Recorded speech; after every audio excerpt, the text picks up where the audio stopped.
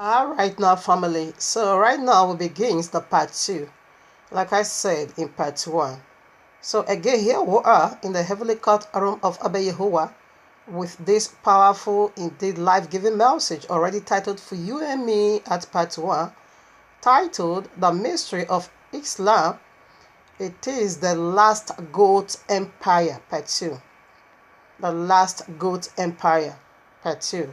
So in case I share this, you found it in the news feed, family, kindly drop it and listen to part 1 in order for you to understand the actual meaning of this part 2. Alright, so you can't just stick with this part 2. In fact, you won't get it at all.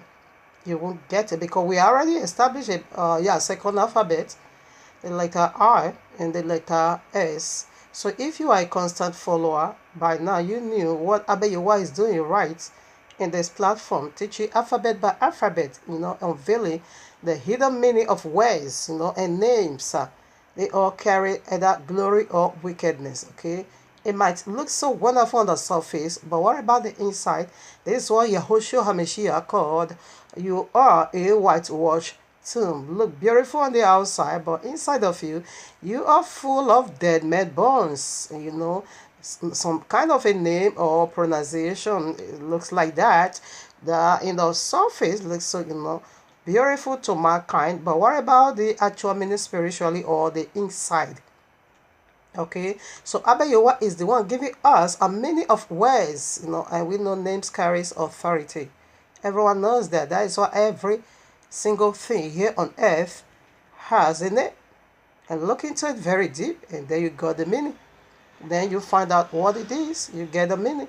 So that's it. So already we established the letter R in this word called to me so horrible. Okay, all 5 letters.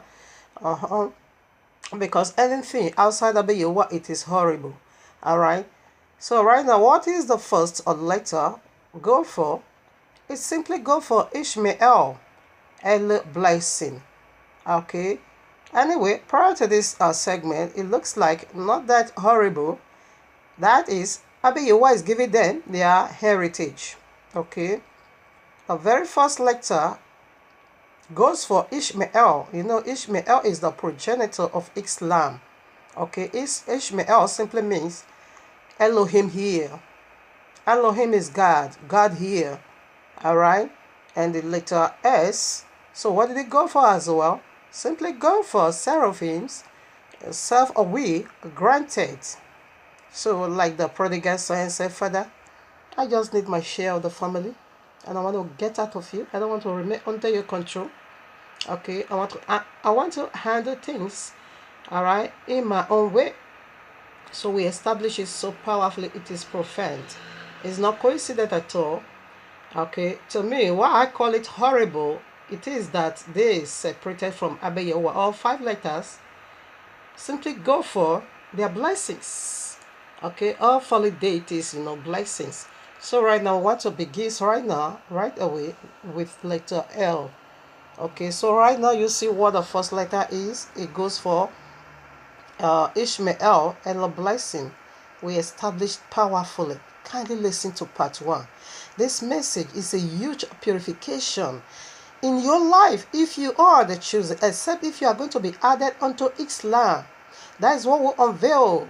Okay, due to Ishmael, the first letter, that is how we unveil it. Abba Yahuwah reveals it. Alright. He's going to bless Ishmael. He's going to enlarge his coast. He's going to make him powerful here on earth. He's going to make him a king. But Yahushua is the king of kings. Ishmael is going to make him a king. He's coming right back away. He's coming right. It is the resurrection. Okay? So right now, listen to part 1. Because if you fail or you fall out of that of Abba Yahuwah, therefore you are going right away to Ishmael. You are going to be added unto Ishmael because it says he's going to multiply Ishmael exceedingly. We unveiled that the water, Hagar, his mother saw. It was powerful. Listen to part 1. And the second letter also goes similar that way. Seraphim simply means the highest, just like the firstborn of the family. Like Ishmael, Ishmael was the firstborn, but rather it was being cut off. Seraphim again are the firstborn of Abba Yahuwah, again separate himself from Abba Yahuwah. And his separation, Abba Yahuwah granted it for him.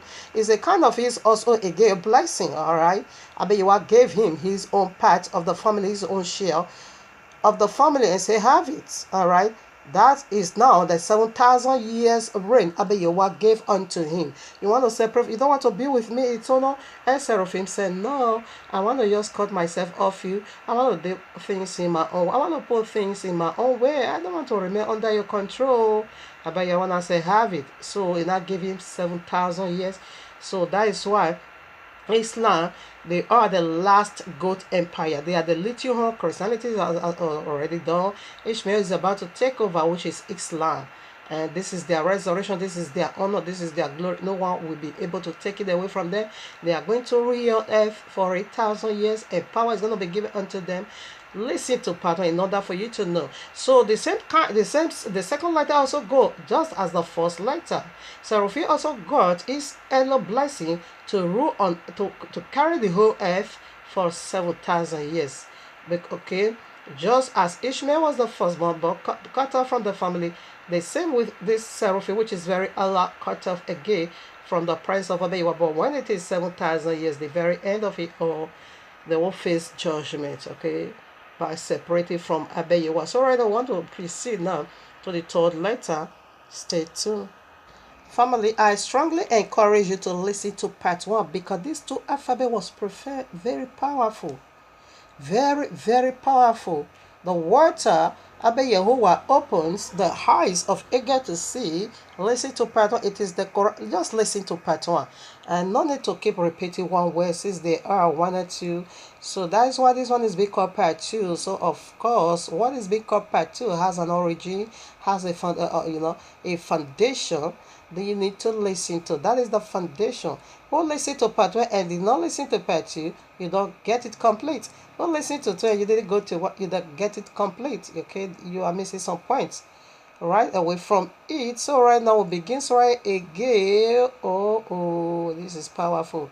So let's begin now with the letter L. You know what R is already? Ishmael, earthly glory. You know what else is already? Seraphim, self-will, granted. And now we are going for the letter L. So what did it go for? Living for creatures, a ministry. Living for creatures, a ministry.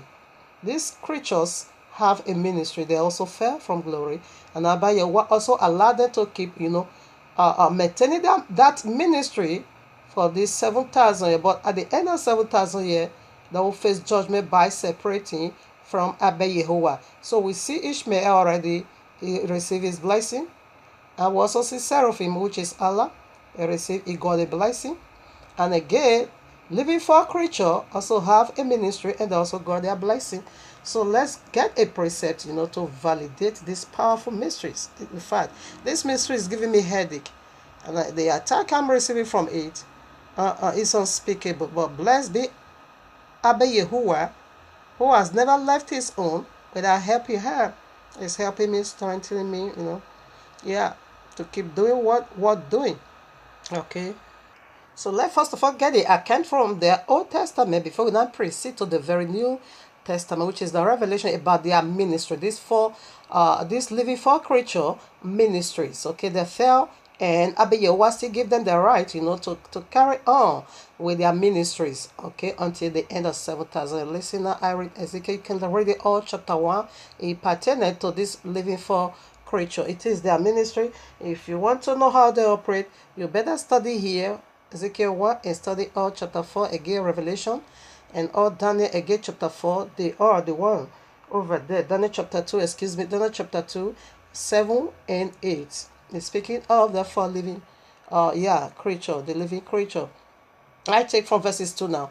In the 50th day of the month, 15th, the 15th day of the month, which was the fifth year of the fifth year of King Jeconiah's captivity. Here is Babylon. Okay, the word of Yahweh came expressly unto Ezekiel the prophet. The prince, the son of right now. Okay, let me go right away to verses 4 now.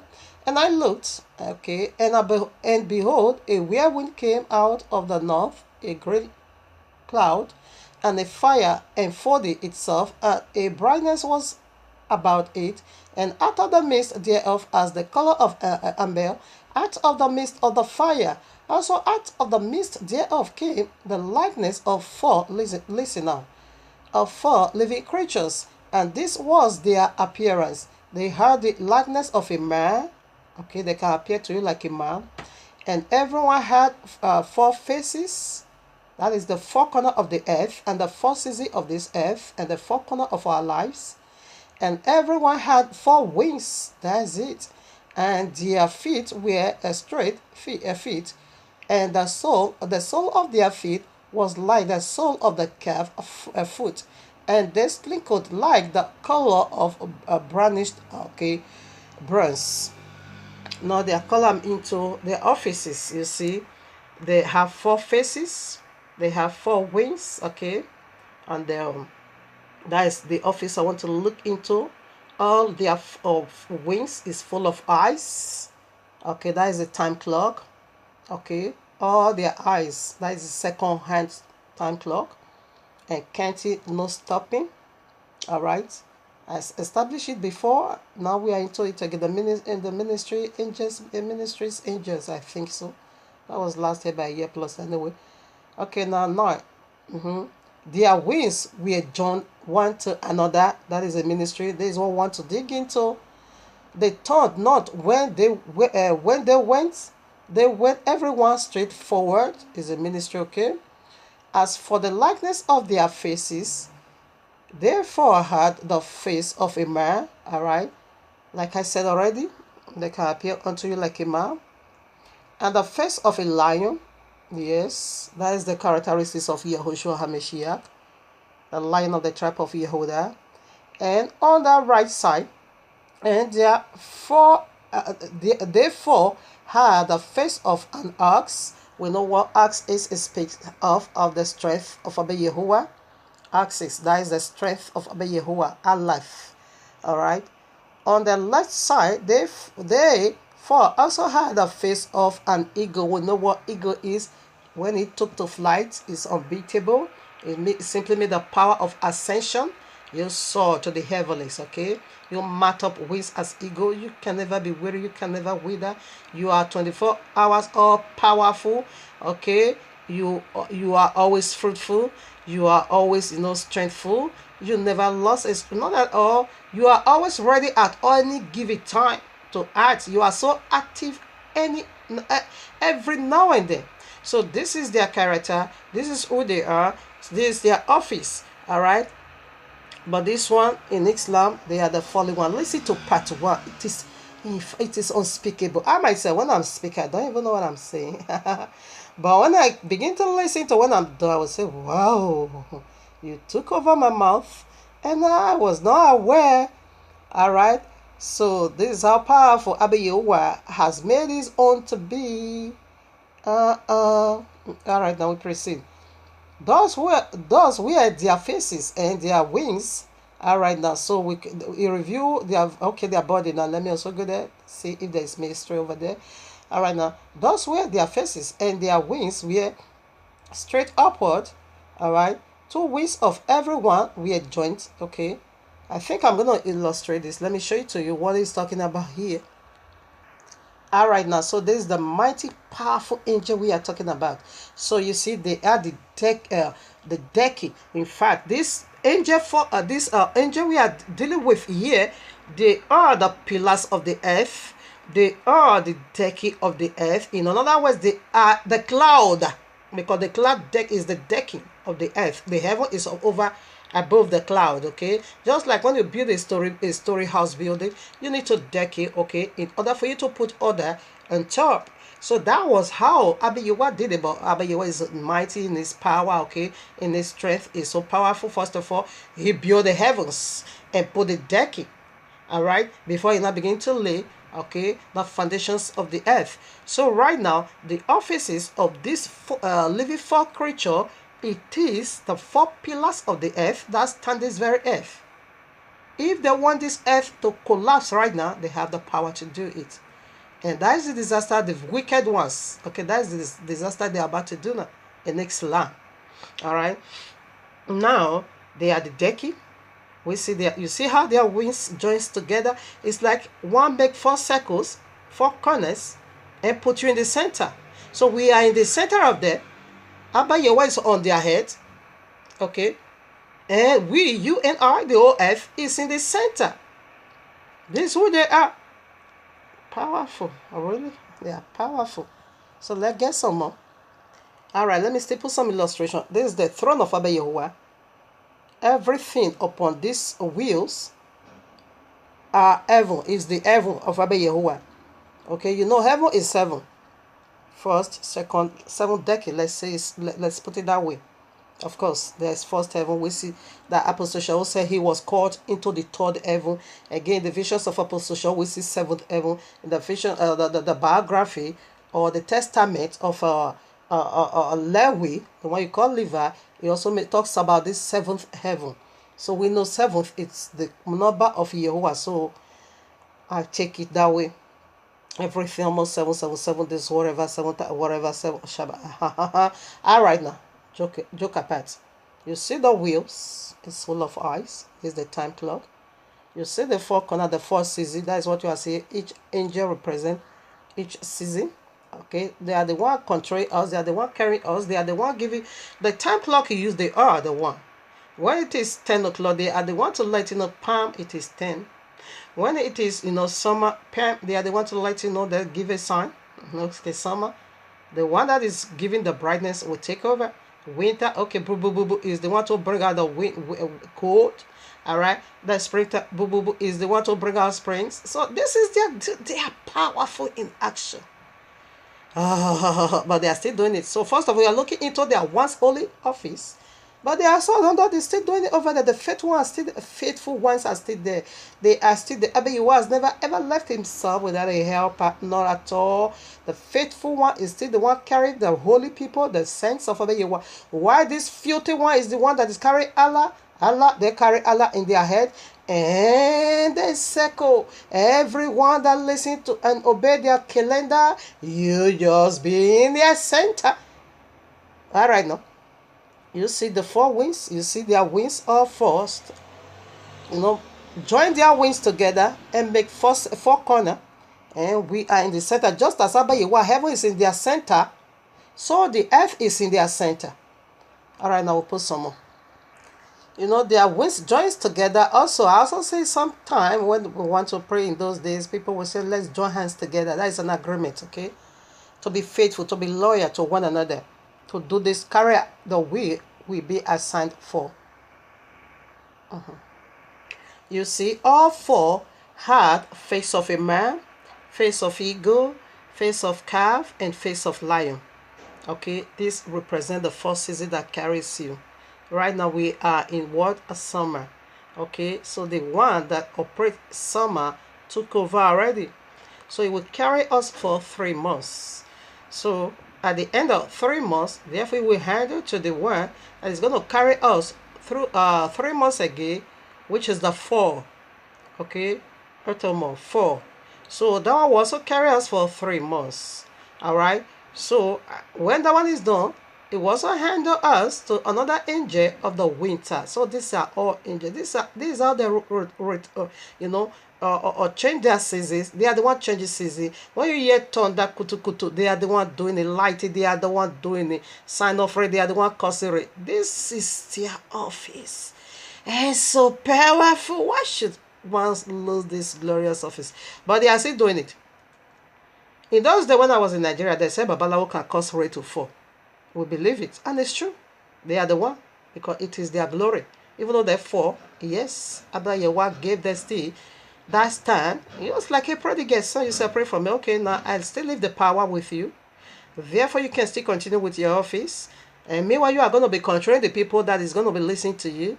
You are going to be controlling the people that comes from you, because Allah is a father. We say right away, Genesis 3:15. You're going to be a father. You're going to be having a seed, and is a father. Actually, Allah is a father, because we are established so powerful. It is the DNA of Yahuwah. They are the true essence. Listen to part 1. No need to be repeating it, because we have so much to unveil here again in this part 2. They are fully loaded. All these angels, I won't be able 100% to really dig out the characteristics of all these angels. I won't be able. I'm just throwing out the one Abayewa is giving me, because they are so huge. Their office is so huge. You won't be able to disclose it all. But the leading one is being given unto you and me. Let us utilize it to the glory of Yahuwah. Now, which calendar the following ones is, or let's first of all establish the holy ones, the one's holy office. Okay. So our faithful people, this is how far they can illustrate it, but it's also good in order for us to have an IQ how a living for creature looks like. You see how their wings joins together. You see who is their center. You see the decky. This was once their office, but the Holy One is still doing it powerfully. All right. So this is how the Holy One is doing it here now on earth. They are the pillars of heaven. They are the pillars of earth. The duty you occupied in heaven, you are also committed again. Another side of a living for creature is also committed to hold and maintain that duty here on earth. Whatever you see here on earth before the fall, exactly the same in the heavens. Like the seraphims, they are the covering of Yahuwah's head. They stood above the seventh heaven. They are the high-ranking angel. So now here on earth, their office, they're supposed to also cover Yahuwah's feet. Okay, they cover his head. Yahuwah said, the earth is my footstool. So you are the covering of Yahuwah. You cover his head. Their office here on earth, was supposed to cover the feet of Yahuwah, but the feet. But the Holy One is still doing it. They are holy seraphim here on earth. They still cover Yahuwah's feet. And why the fallen ones, which is Allah, went also his Oshia, they're also covering his feet. Okay, now because I'm gonna make myself like the most. So you see, as I once cover your head, and they say I'm also gonna ask that angel to cover my head and to cover my feet. But Yahuwah granted, that's why they did not take the power from that. That's why when they are lying, you cannot know. When they are deceiving, you won't be able to tell. Except you are fully loaded, a walking Bible, that is, you are a student of Bible. You understand very well in obedient, okay, not to use it to rob like all these are crystal, quoting and twisting. No, you are a Bible student. Therefore, you do it in righteousness. Therefore, Yahuwah is going to be helping you, revealing their lies unto you, like he has already helped me. That's why I can dig into their mysteries. Okay, now 13, I want to read the appearance. Okay. As for the likeness of the living creatures, listen now. As 13, Ezekiel 1, verses 13. As for the likeness of the living creatures, their appearance was like a burning coals of fire. Okay. And like the appearance of lamps. Okay. It went up and down among the living creatures. Okay. And the fire was bright, and out of the fire went forth lightning, thunder. Okay, to those one in the heaven, they are the one doing it. And the living creatures run and return as the appearance. Okay, as the appearance of a flash of lightning. When the lightning is flashing, kutu, like I said, I don't have a better way to explain it. Kutu. You know when you see thunder, lightning in the cloud? Yes. They are the one giving that sign. Okay, when rain want to fall, you see the cloud would change. It's their office. They're the one doing it. All right. So this is our powerful fact. I don't know which one to say. This one is more powerful. The other one is. They are all unique in strength. They are all unique in power. So verses 15 now. Now, as I beheld the living creatures, behold, one wheel upon the earth by the living creatures, with his four faces. You see, each one, like I said already, is the four season, is the four pillar of the earth, is the four corner of our lives. Okay, And each one of us, to my best understanding right now, we have 4 angels. Okay, we are in the center of these 4 angels. Okay, one in your front, to direct you, one at your back, to guide you. Before, I don't think it was necessarily, but when this fallen deity fell already, so they're going to be attacking the saints of the Yahuwah. They're going to be raining hair upon us. Therefore, we have these 4 living creatures all over us, one at your front, one at your back, one at your right, one at your left, that is carrying you out and bringing you in order for you not to jump into the first circle of this living creature.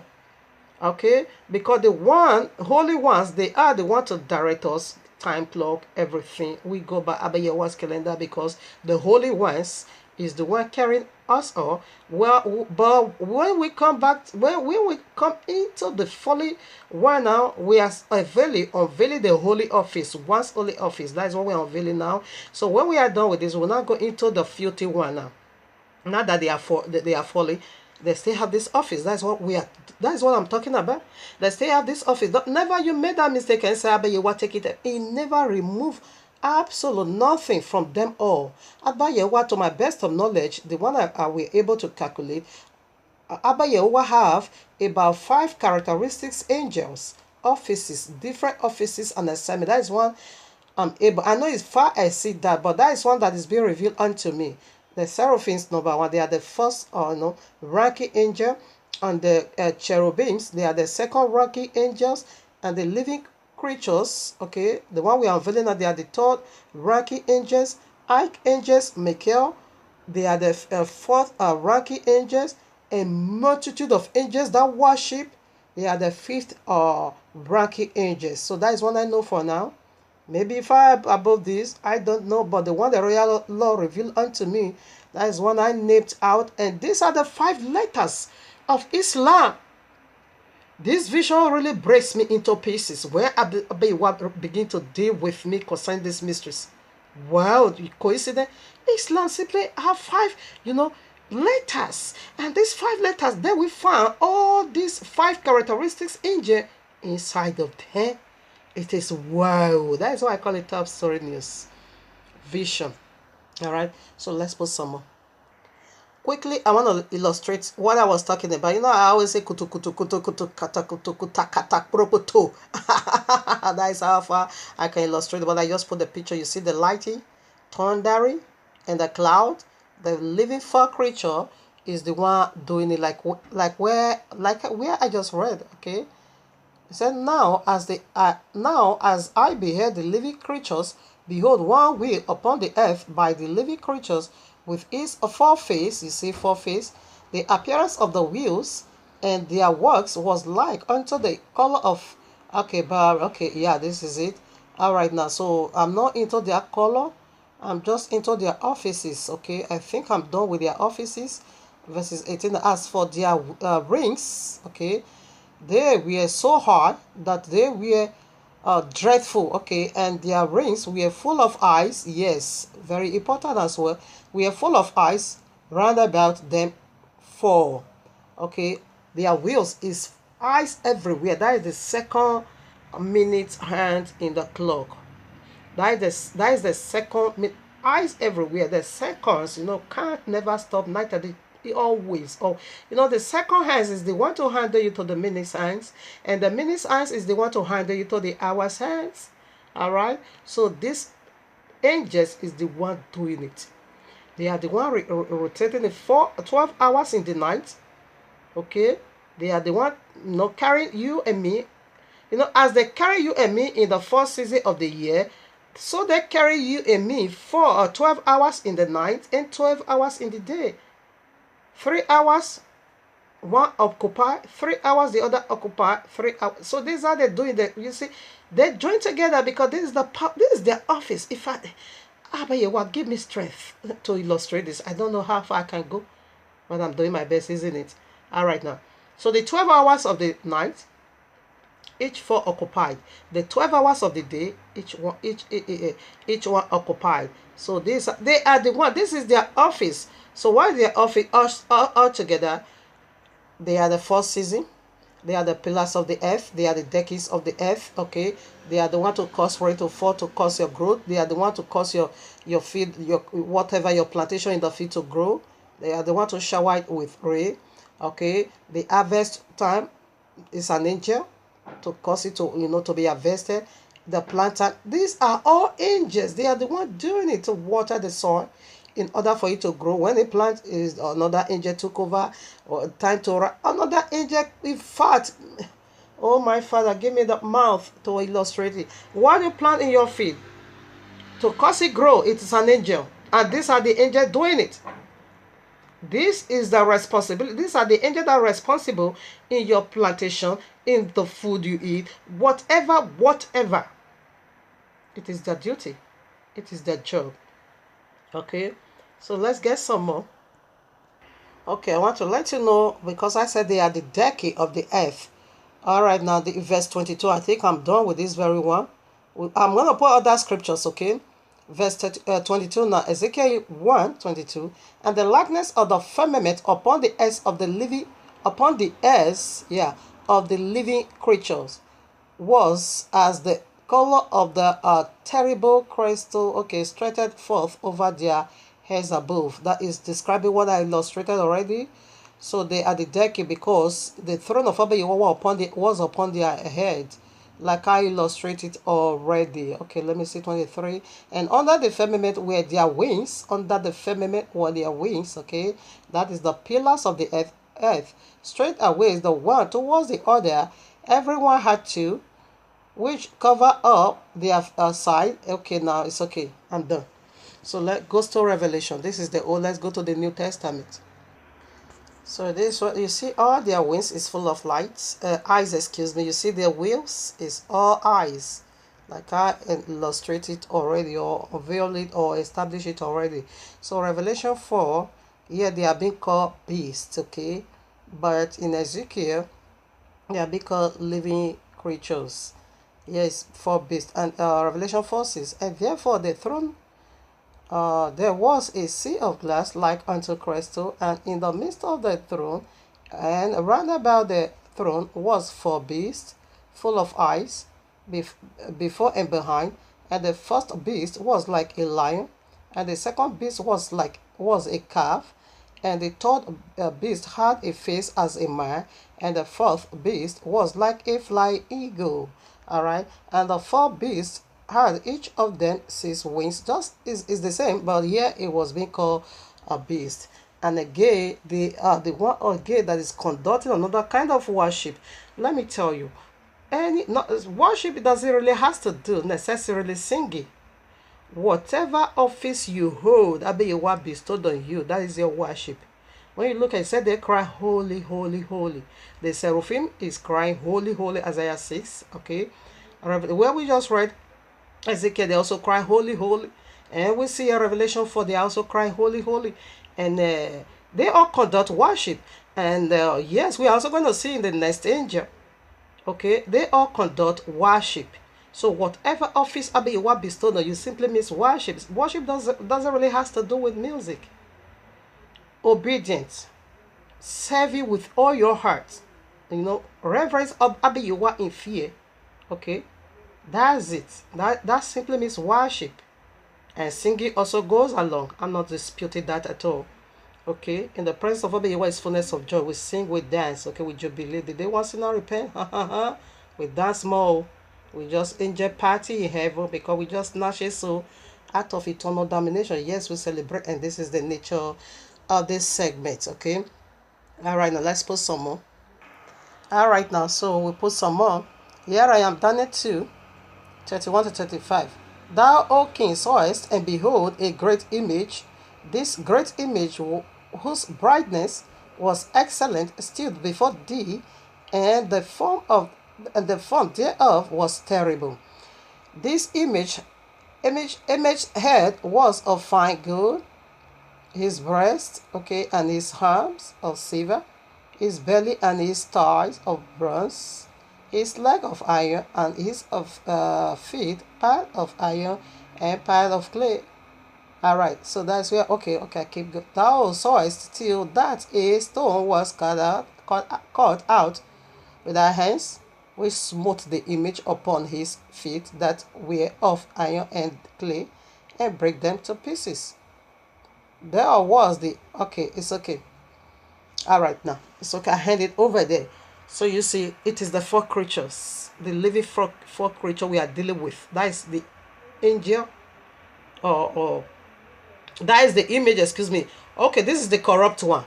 Okay, now we already enter into the corrupt one. We are unveiling now the corrupt one, the fallen ones. You see, in one body, their wings always joins together in agreement because they are the pillars of the earth. Without them, nothing works. If they remove their stand away from heaven, heaven will collapse. And if they remove their pillars away from the earth will collapse. And that is what initially they wanted to do. But you want to cast them all out of his presence because you are wicked. You are wicked. All right. So, you see their wings, one body together in one body. You have one form to carry different assignment. You see the gold, the whatever, the silver, the bronze, the whatever. So that's it. Each one of them have their offices. All right. Daniel 7 verses 3. Now we shift already into the corrupt one. The living four angels, the fallen ones. Okay, that is what we are looking into now. They are still doing it. Abaye, whenever we took that glory from them, never. It's a kind of their inheritance, like the prodigal son. You separated, you want to go, say, Father, give me my ocean. Okay, have it. So Abaye also still leave this glory with them, to carry out their assignment, because they are going to be corrupted people. So those people you are corrupted, you are the one to work with them. Carry them. In fact, these are the angels that is bringing out the knowledge of plantation using heavy chemical to do our plantation. They are the one that brings it out, because that is the duty of the holy ones, to eat a natural food, undefiled food. But this angel, they are the one that brings out that knowledge, to be using fertilizer. They are the one that draw out that knowledge of fertilizer, heavy chemical, genetic modified food. They are the one that corrupt our food, these angels. Yes, because now they said prior to the popularity of people, so if they don't use a chemical to do that, we are gonna be there's gonna be shortage of food. Yes, because they cannot run the earth the way Abaye wanted to run the earth.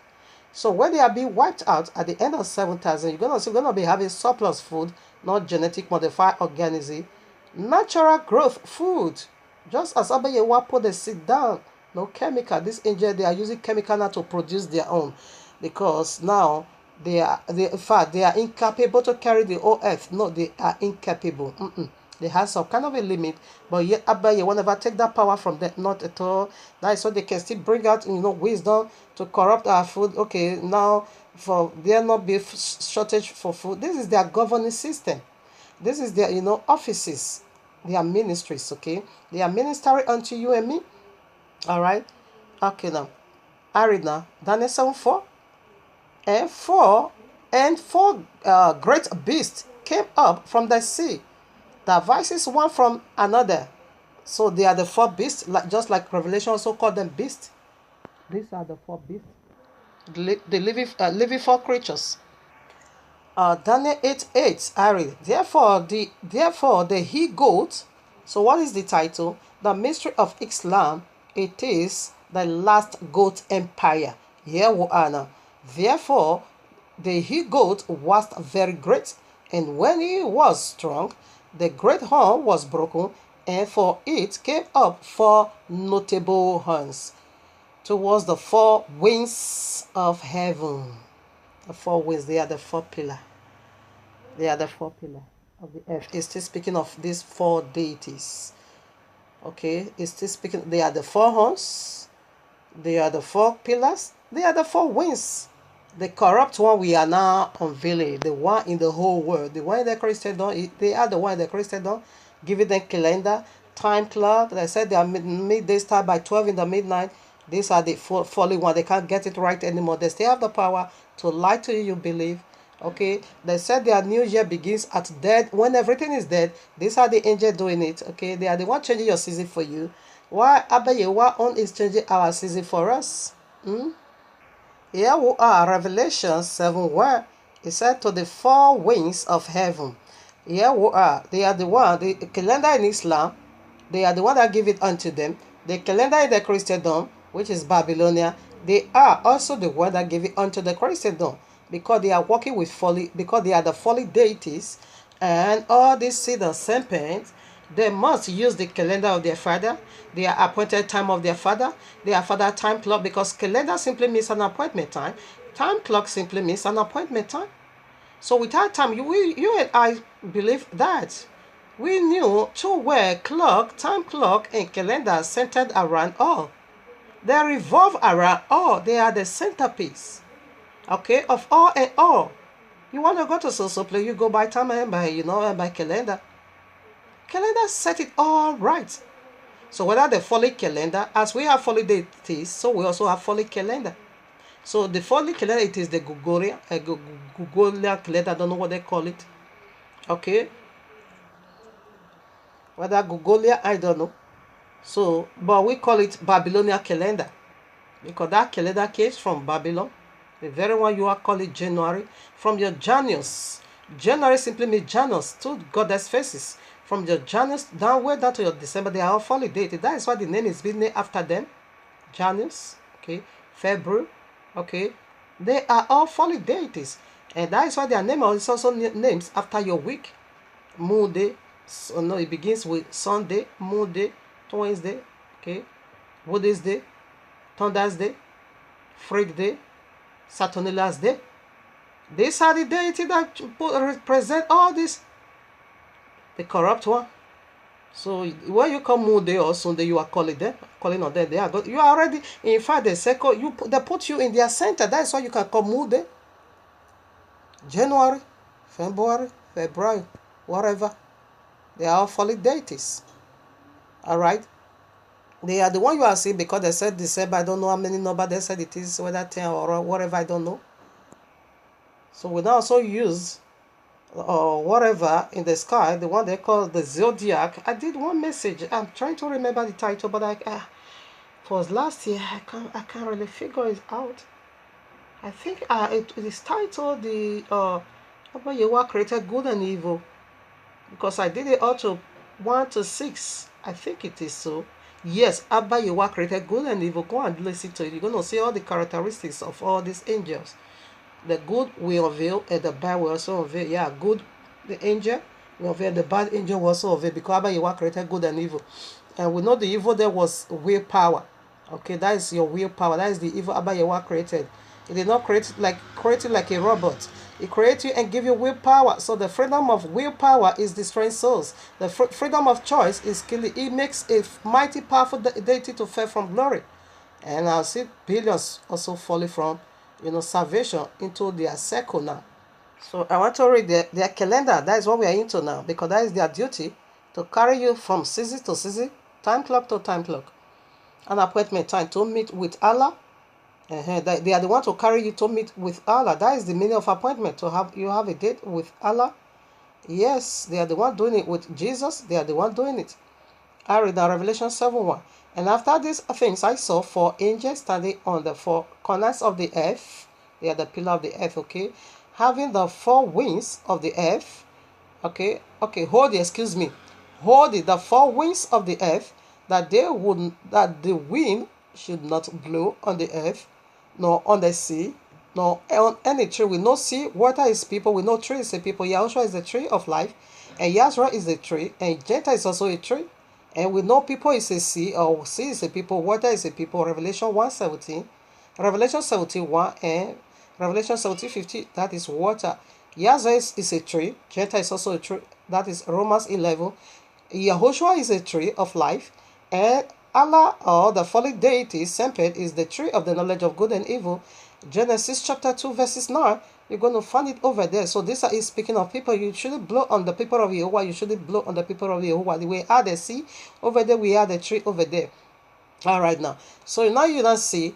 You see the 4 winds. That is the calendar, the holy ones. So the holy one is restraining. They are restraining the unholy one. You shouldn't blow upon the people of YAHUAH until we see them. When the seal of YAHUAH, what is the seal? That is the truth. Yahushua says, sanctify them with the truth. That is John, I think John chapter 17 also. I think so. When he was praying for the people, he said, I pray for them, but not for the word. I pray for the one you are giving unto me. All right, I've revealed it unto them. So that's it. It says, sanctify them with the truth. So that is the truth. They are using to seal the people of Yahuwah in these last days. You see the the holy calendar of Abba Yahuwah that has 30 days in a month. That is the Anuke calendar, the one you call Enoch calendar, which goes by that 30 days in a month. Okay. They are resisting this very folly one. Never to, I was once using their calendar, using their time clock, your day needs to start by 12 midnight. Then when did your midnight started? No, our midnight started by 12, according to Abba Yahuwah time clock. And we see the day of Abba Yahuwah started by, we have 12 hours in the night, we have 12 hours of the day. The 12 hours of the night begins 6 o'clock at evening, Sunday. Genesis 1, the first day, they were evening and morning the first day. Evening begins the ninth hour that is going to bring about the day. So 6 o'clock in the evening, we enter the 12 hours of the night. And 6 o'clock in the morning, we enter the 12 hours of the day. This is how our own is being reckoned. We don't have 24 hours. It is being separated in 2 occasions. Right, have his own and they have his own. So this is how it works by us. Yahushua said, I think, John 11:9, are there not 12 hours in the day? Yes, we got 12 hours in the day and we also got 12 hours in the night. That is why when we are reckoning things, or Acts of Apostles chapter 2, it said, as you can see, it's the 3rd hour of the day. The 3rd hour of the day, that will be now 9 o'clock in the morning. Yahushua gave us the Spirit at the 9th hour of the day. That is 3 o'clock in the afternoon. So this is how we reckon our own. And this one, they doesn't reckon their own in that way. They all go together 24 hours. And then I said their own midnight day, begins at 12 midnight. So this is how backward they are. They can never get it right. So they wear the calendar, the 4 winds, the calendar of Abba Yahuwah now begin to restrict. Then I go by Abba Yahuwah's calendar and I go by his time clock. If I want to fast, I start 6 o'clock at evening. Alright, I don't celebrate paganism anymore. New Year, January 1st, I don't. Our New Year begins at springtime. And this one's New Year's, the following day to New Year begins December. And that of Islam, they say at summer. So you see, so they can't get it right, they are confused. Babylon simply means confusion. They are confused altogether. All right now, they are confused altogether. That's correct, they are confused altogether. They are Babylonian means confusion. So that is the nature of our languages. Diversities of languages will speak confusion. Genesis 1. Listen to part 1 in order. We establish that one again powerfully, okay? Listen to part 1 in order for you to understand this very part 2. I think we are almost done. So we have just one scripture to consummate it all, and we proceed now to the very 4th letter. Abba Yahuwah make it so clear that with the very word I heard from you, that is the same words I'm going to use to judge you. Alright, that is the very same words I will use to judge you. So they separate. They said they have their own calendar. Abba Yahuwah said, no problem, I'm going to use your own calendar to judge you. Okay, not to set the white judgment throne, but to do damages here on earth. Listen now, this is their calendar. Revelation 9:13-14. And the 6th angel sounded, and I heard a voice from the 4 horns of the golden altar, which is before Yahuwah, saying to the 6th angel, which had a trumpet, loose the 4 angels which are bound in the great river Euphrates. I unveiled already who are these 4 angels. Okay, I don't know. The mystery of Mahadi. It means the resurrection of demons. Who are these 4 angels? The first angel is the white rider of the horse, which is Ishmael Mahadi. That is double power in one person. Just as Yahu cannot possess double identity, Yahu was in him, and the surface was what? Yahu cannot, the one you call John. He possessed double identity. So Ishmael and Mahadi, they are one. He's possessing double identity. So that is the 4 horns. Angel bound in the river Euphrates. They are going to be resurrected now. Okay. The second one was named right. Okay, go and listen to that. It was profound. This mystery breaks me into pieces again. Okay, it was named right. And the red horse. Okay. And the white horses, okay, which is Ishmael, that is false, a fake Messiah. Ishmael, it said he's the firstborn. Islam said they are the firstborn, and they are the first. No, that is false, because you were being cast out. You were never, be reckoned in our family as the firstborn. You were being chased out of the family. You were being disowned. Okay, you are acting falsely. Okay, Isaac is the one that Abba Yehovah said, I've given my covenant unto, not Ishmael. Isaac is the one to inherit the earth, not Ishmael.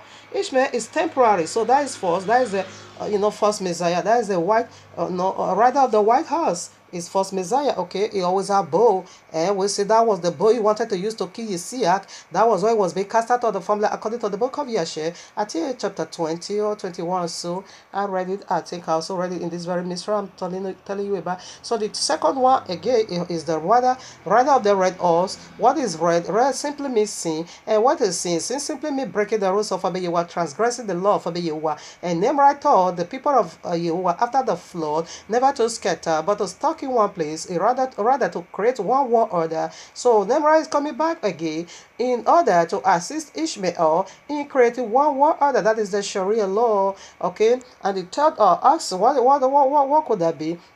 Farming. All right, the third axis was angel of farming. That is who again? Esau. Esau is coming back. Okay, who gave away his birthright, all in the name of farming. Okay, all in the name of food. So it's also going to cause people to give away their salvation, all in the name of temporary service. And the fourth angel, who again, the pair horses, Ishmael is the black horses or whatever, and the pair horses, which is called the angel of death, his name is called death as he was coming. Hades, which is the bottomless pit, comes along with him. Now, as soon as he throw into the bottomless pit, and who could that be? And that is Cain, the murderer of the saints. Okay, the one that murdered the righteous Abel is coming to kill again the righteous Abel. The righteous Abel is death, or Cain is coming to kill the congregation as minor, because it said, be faithful until death. Okay, Cain is going to murder you again. Cain is coming to kill us, because we will not give a rotting offerings unto Abba Yehovah. We will never deny Abba Yehovah. You're giving it. What is the rotting offering? That is you converted to Islam. That is rotting offering. Abba Yehovah can never accept that from you. You deny him. So we are going to give a holy offering unto Abba Yehovah, just as our progenitor did, our forefather did, okay, Abel. So we don't care whether you are going to kill us, we are waiting. So these are the four angels. And let's see when Abba Yehovah is going to lose them. The time is already been set. 14 now, or 15. And the four angels were loosed, which we are prepared, listen, which we are prepared for an hour, as time clock, and a day, and a month, and a year. To do what? For to slay the third part of men. That is it. To kill. So that is it. You see?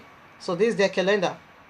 We see time clock, weeks, days. We see time clock. We see what? Days. We see months. Or we see year. So that is their calendar. And it means destruction, because you say your new year begins at dead winter. That's it. So shall it be.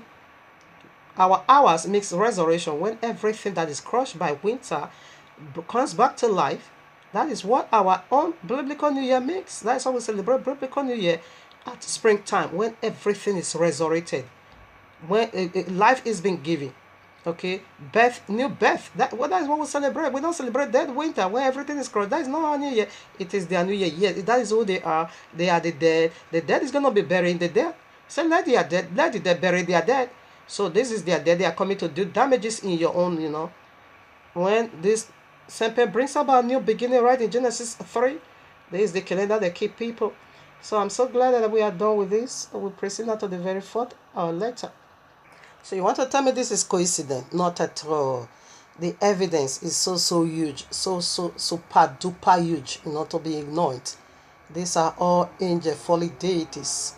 All right. So right now, we proceed now to the fourth letter. What could that be? A, isn't it? The letter A. What did it go for? Archangel's anointing. Abaruch Abba Yehovah, you are might. Archangels anointing. So Abba Yehovah have 5 characteristics angels, and all 5 we found in Islam, and 5 alphabets, 5 letters contain with all these 5 angels, folly deities, folly ones. Okay. So what is the 4th letter? Archangels anointed. They have an anointing. So they also disclose what their anointings look like. We'll look into the once holy anointing, because all these holy deities once occupied a holy office. Like I did in the first, we see that of Ishmael, we see that of the seraphims, okay? Because Ishmael eventually is going to be the Mahdi, okay? So we'll establish that now. Um, uh, uh, we see the living four creatures. We see their once office and how they are still doing it.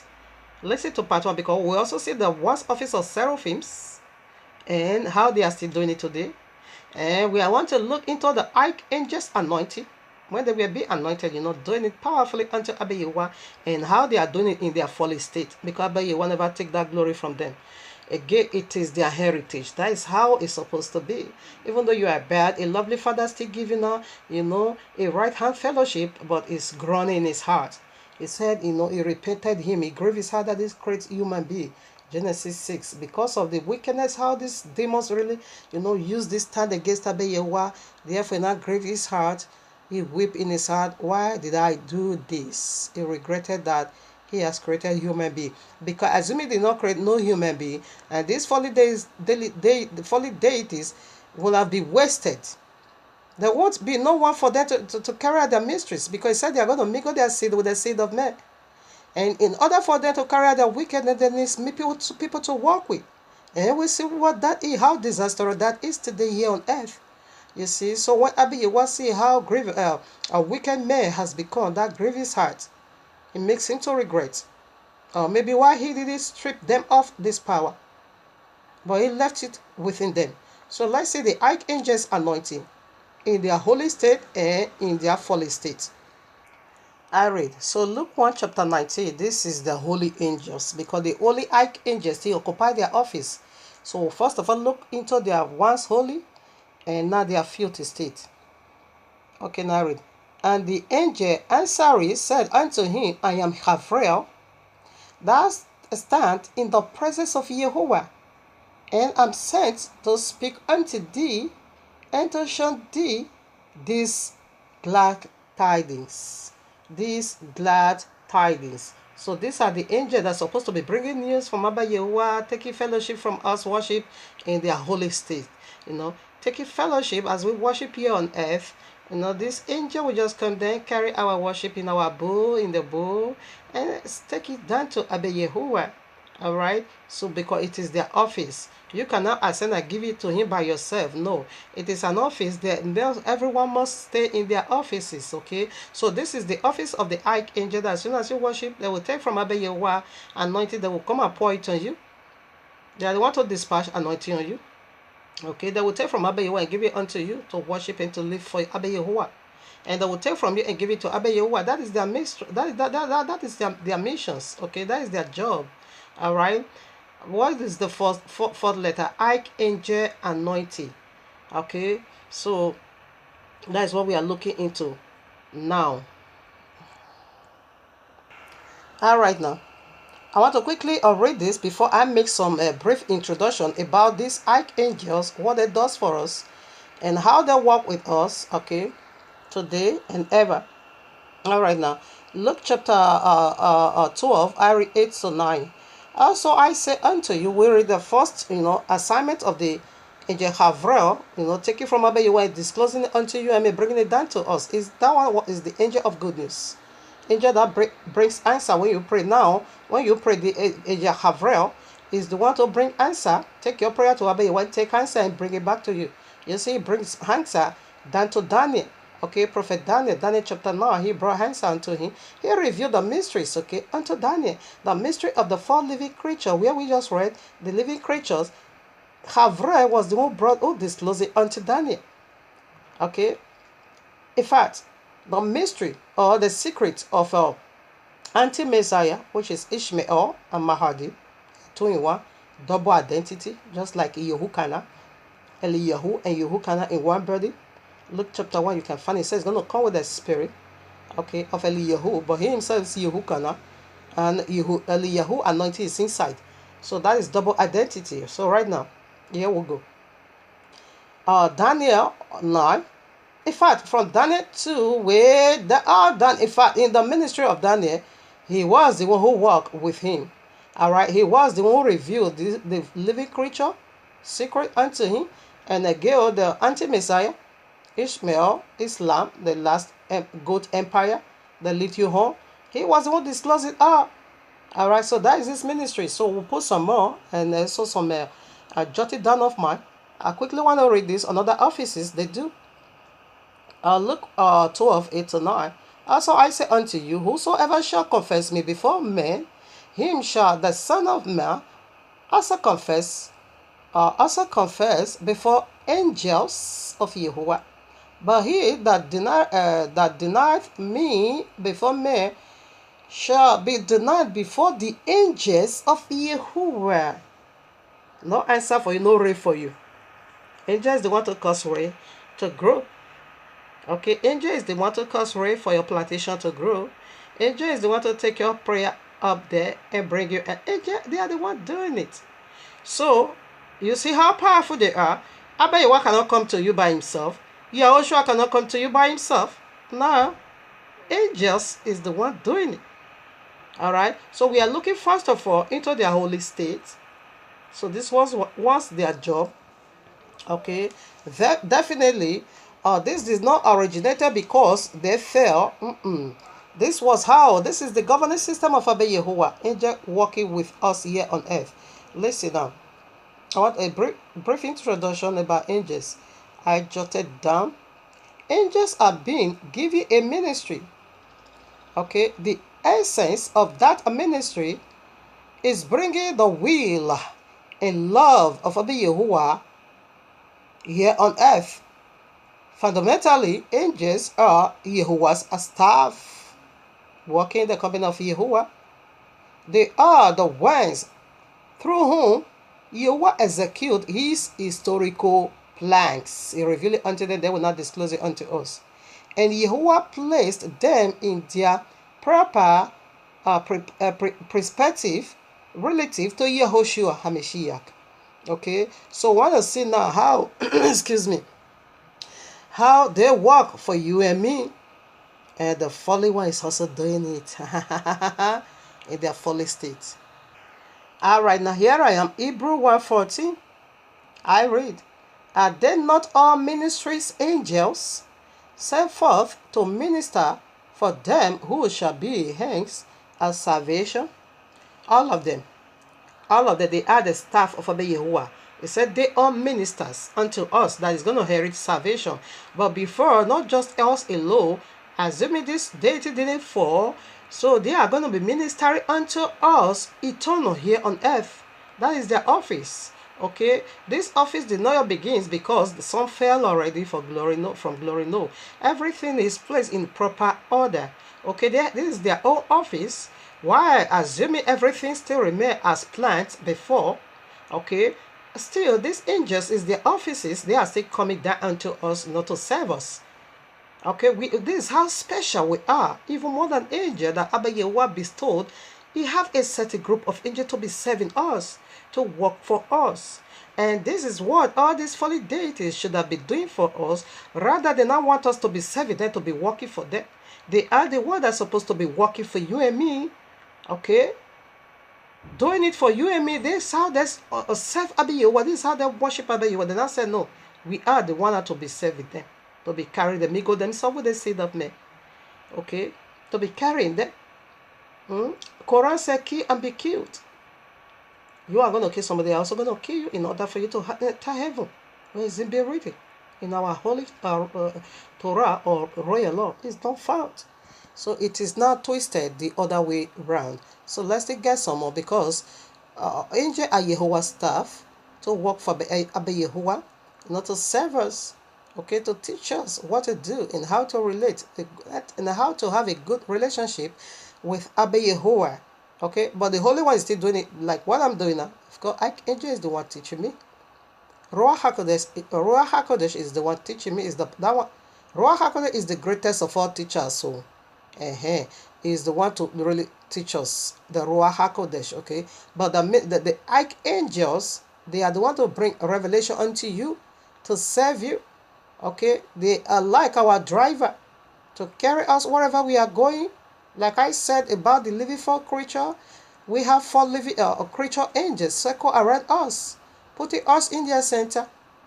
Carry us wherever we want to go. No harm should befall us in our front, in our back, in our right, in our left. No. He have already sent these angels to watch over us night and day. They circle around us, and we are in the center. And they send the fake one or the fallen ones. They are demons right now, okay? They said they also circle around people, put people in their center, attack you, deceive you until you get destroyed. They will not break loose. These are the bands of angels. These are the chains of angels. When the bad angel, like the living four creature, the fallen one, if they bind you, put you in their center, it's unbreakable until they do you part. But when the Holy One also put you in their center, it's unbreakable, and that will never do you no part. It's eternal.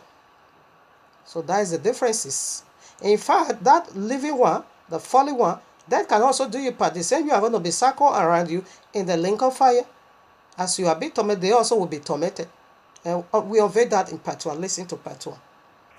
So right now, question come to mind. This is powerful. I love this. And when my wife is throwing it in my heart like this, my body is waving like a fire. So right now, it threw a word in my heart. It said, who is the salvation? We need to be inherited. He said, because this ministry is already been sent to you and me.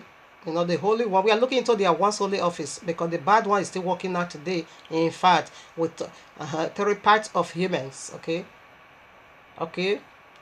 Teaching them wickedness, teaching them destruction. I think they want to fly into heaven. 3rd part, not even 3rd part. Okay. Only 1 out of 4 is free.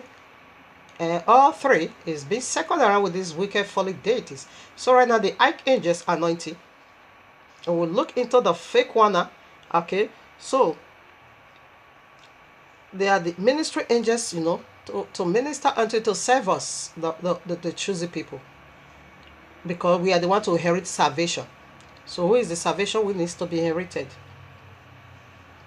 Did they come to your mind? So the salvation we needs to be inherited. Who is salvation? It is Yahushua. Joshua simply means salvation. It is Yahushua HaMashiach. He is our eternal bridegroom. Him alone we need to be inherited as our husband, eternally unbreakable from him. The fetish one, Jesus. Demon is also teaching their people to inherit Jesus, because Jesus is also a kind of I'm not going to call you salvation because you're not salvation, you are a destroyer. Jesus is a destroyer. So that's what they are teaching you not to inherit. But the holy angel is teaching us to inherit salvation. So what is salvation? Salvation simply means Yahushua. In abbreviation, Joshua. Joshua simply means salvation. Like I said in part 1, if you want to call him by English name, you better call him salvation. That is his name. He will answer you 100%. He can't deny that. It's his name. Not Jesus, okay? Jesus, I want to throw out his pork, okay, unclean unto us. So, if you want to call him by English name, if you say Yahushua is so difficult for you, after all, you see salvation everywhere. That is his name. That is his name, Emmanuel. Also, what is the meaning of Emmanuel? God is with us. So when God is with you, he's going to touch you. Is that to deliver you? So what is deliverance? Means against salvation. Okay, so they all go one in one. You better call him Emmanuel or salvation. Joshua, Yahushua is 1 in 1. Okay, so I prefer salvation. I prefer Joshua, Yahushua, because I am that I am is salvation. That is the meaning. Abba Yahweh said, I am that I am is my name forever. Okay, Exodus 3:13-15. He said, this is my memorial name. And we know when that name came. He break loose every yokes of bondage out of our forefather and break them out of bondage. So that is how he gave us salvation. That is the meaning of that name. Okay. Emmanuel is also his name. I'm not disputing that. Simply means God is with us. When he's with you, is to deliver you from any danger. Simply again means salvation. They all still return back to salvation. So he is the one who wants to inherit. We are the one to inherit him. He is our husband eternal. And we will rule and reign with him in his kingdom here on earth. This because the second Adam, the earth is given back unto him. He owns it. He created it. He's taking it back. So he is the one we need to inherit. As we inherit him, we inherit every part of him. His kingdom, fellowship, worship, service, eternal rest, enjoyment. Love, kindness, is found in his kingdom. Only in his kingdom we found it. But that of Jesus, you also inherit him, but you also have a kingdom, hellfire, link of fire. That is his kingdom, eh?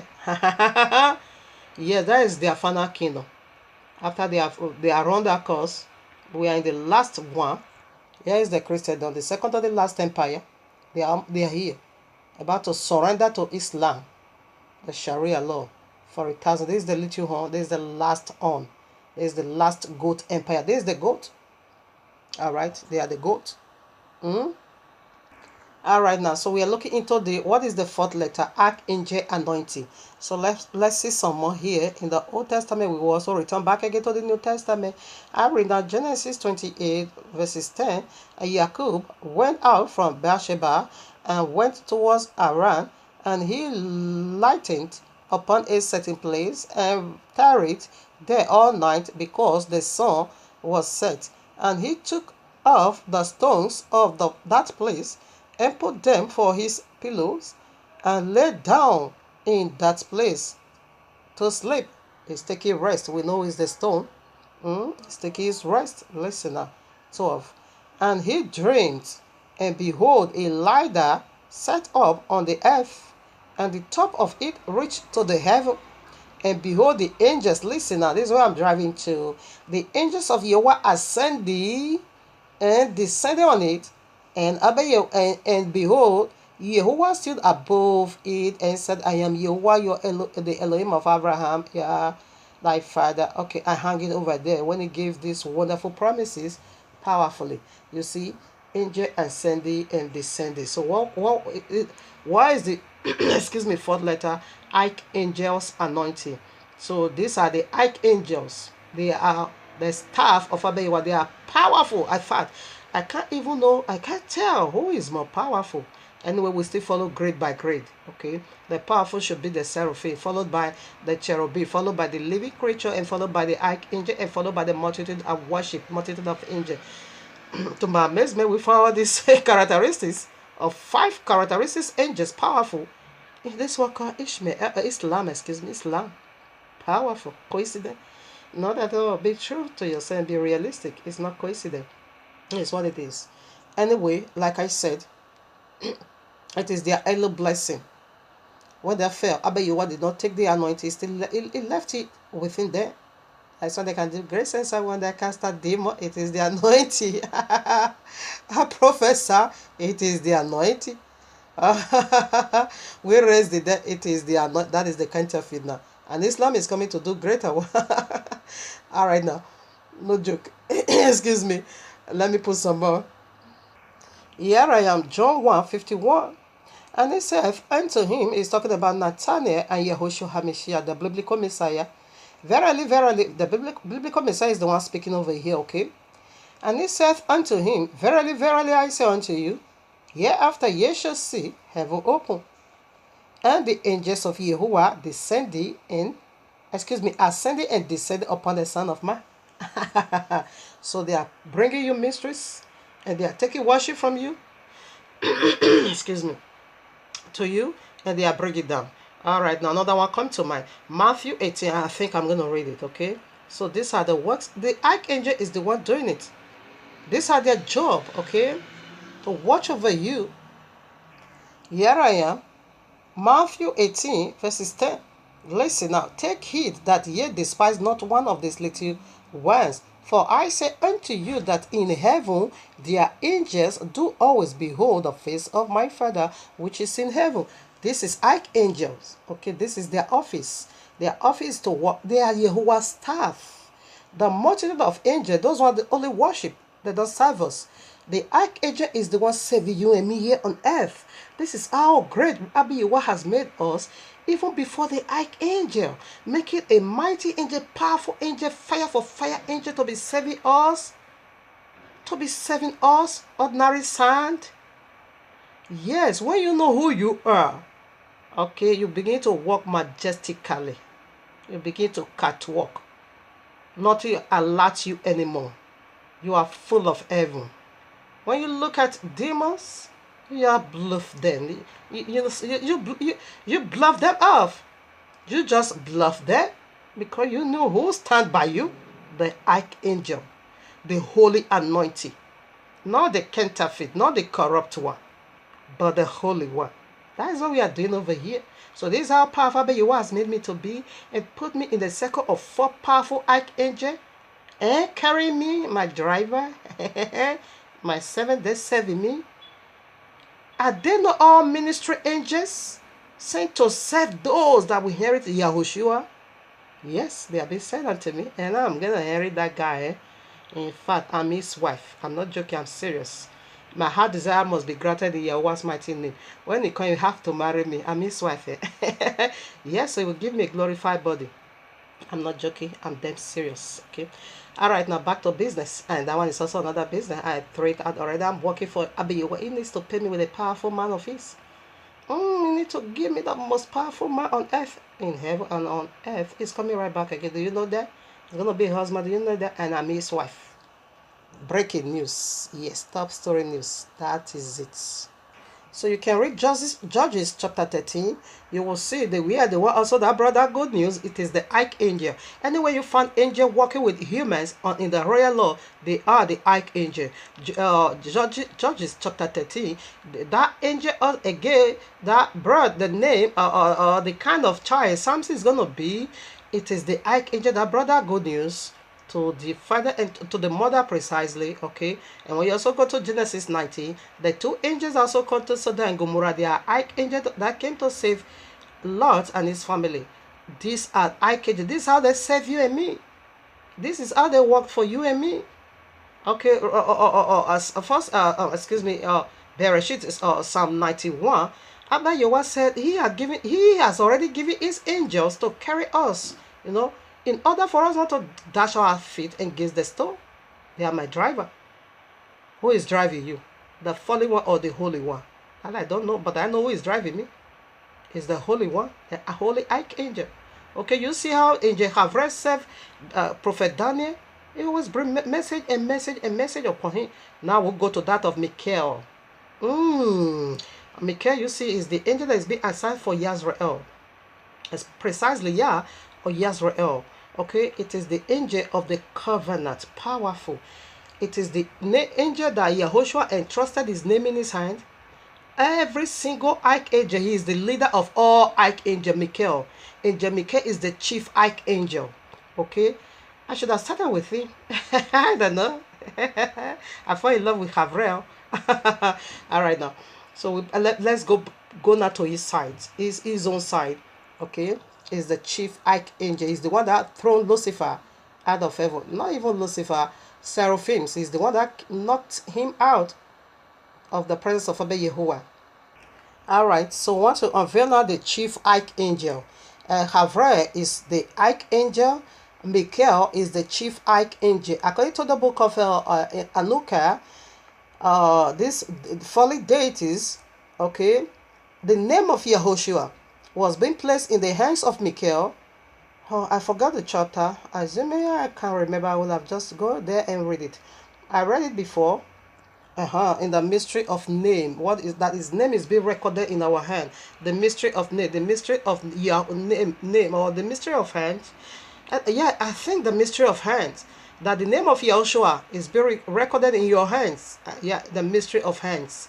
Just go and listen. I did it last year plus now. Go and listen to it. You will find it there. I've read the book of Enoch over there. The book of Anuka over there. This name in your hands, this is what the palm reader is in search of. They are in search of the real name, but then it was not yet revealed. Okay, so this name was being entrusted unto Michael because Michael is the angel of the covenant.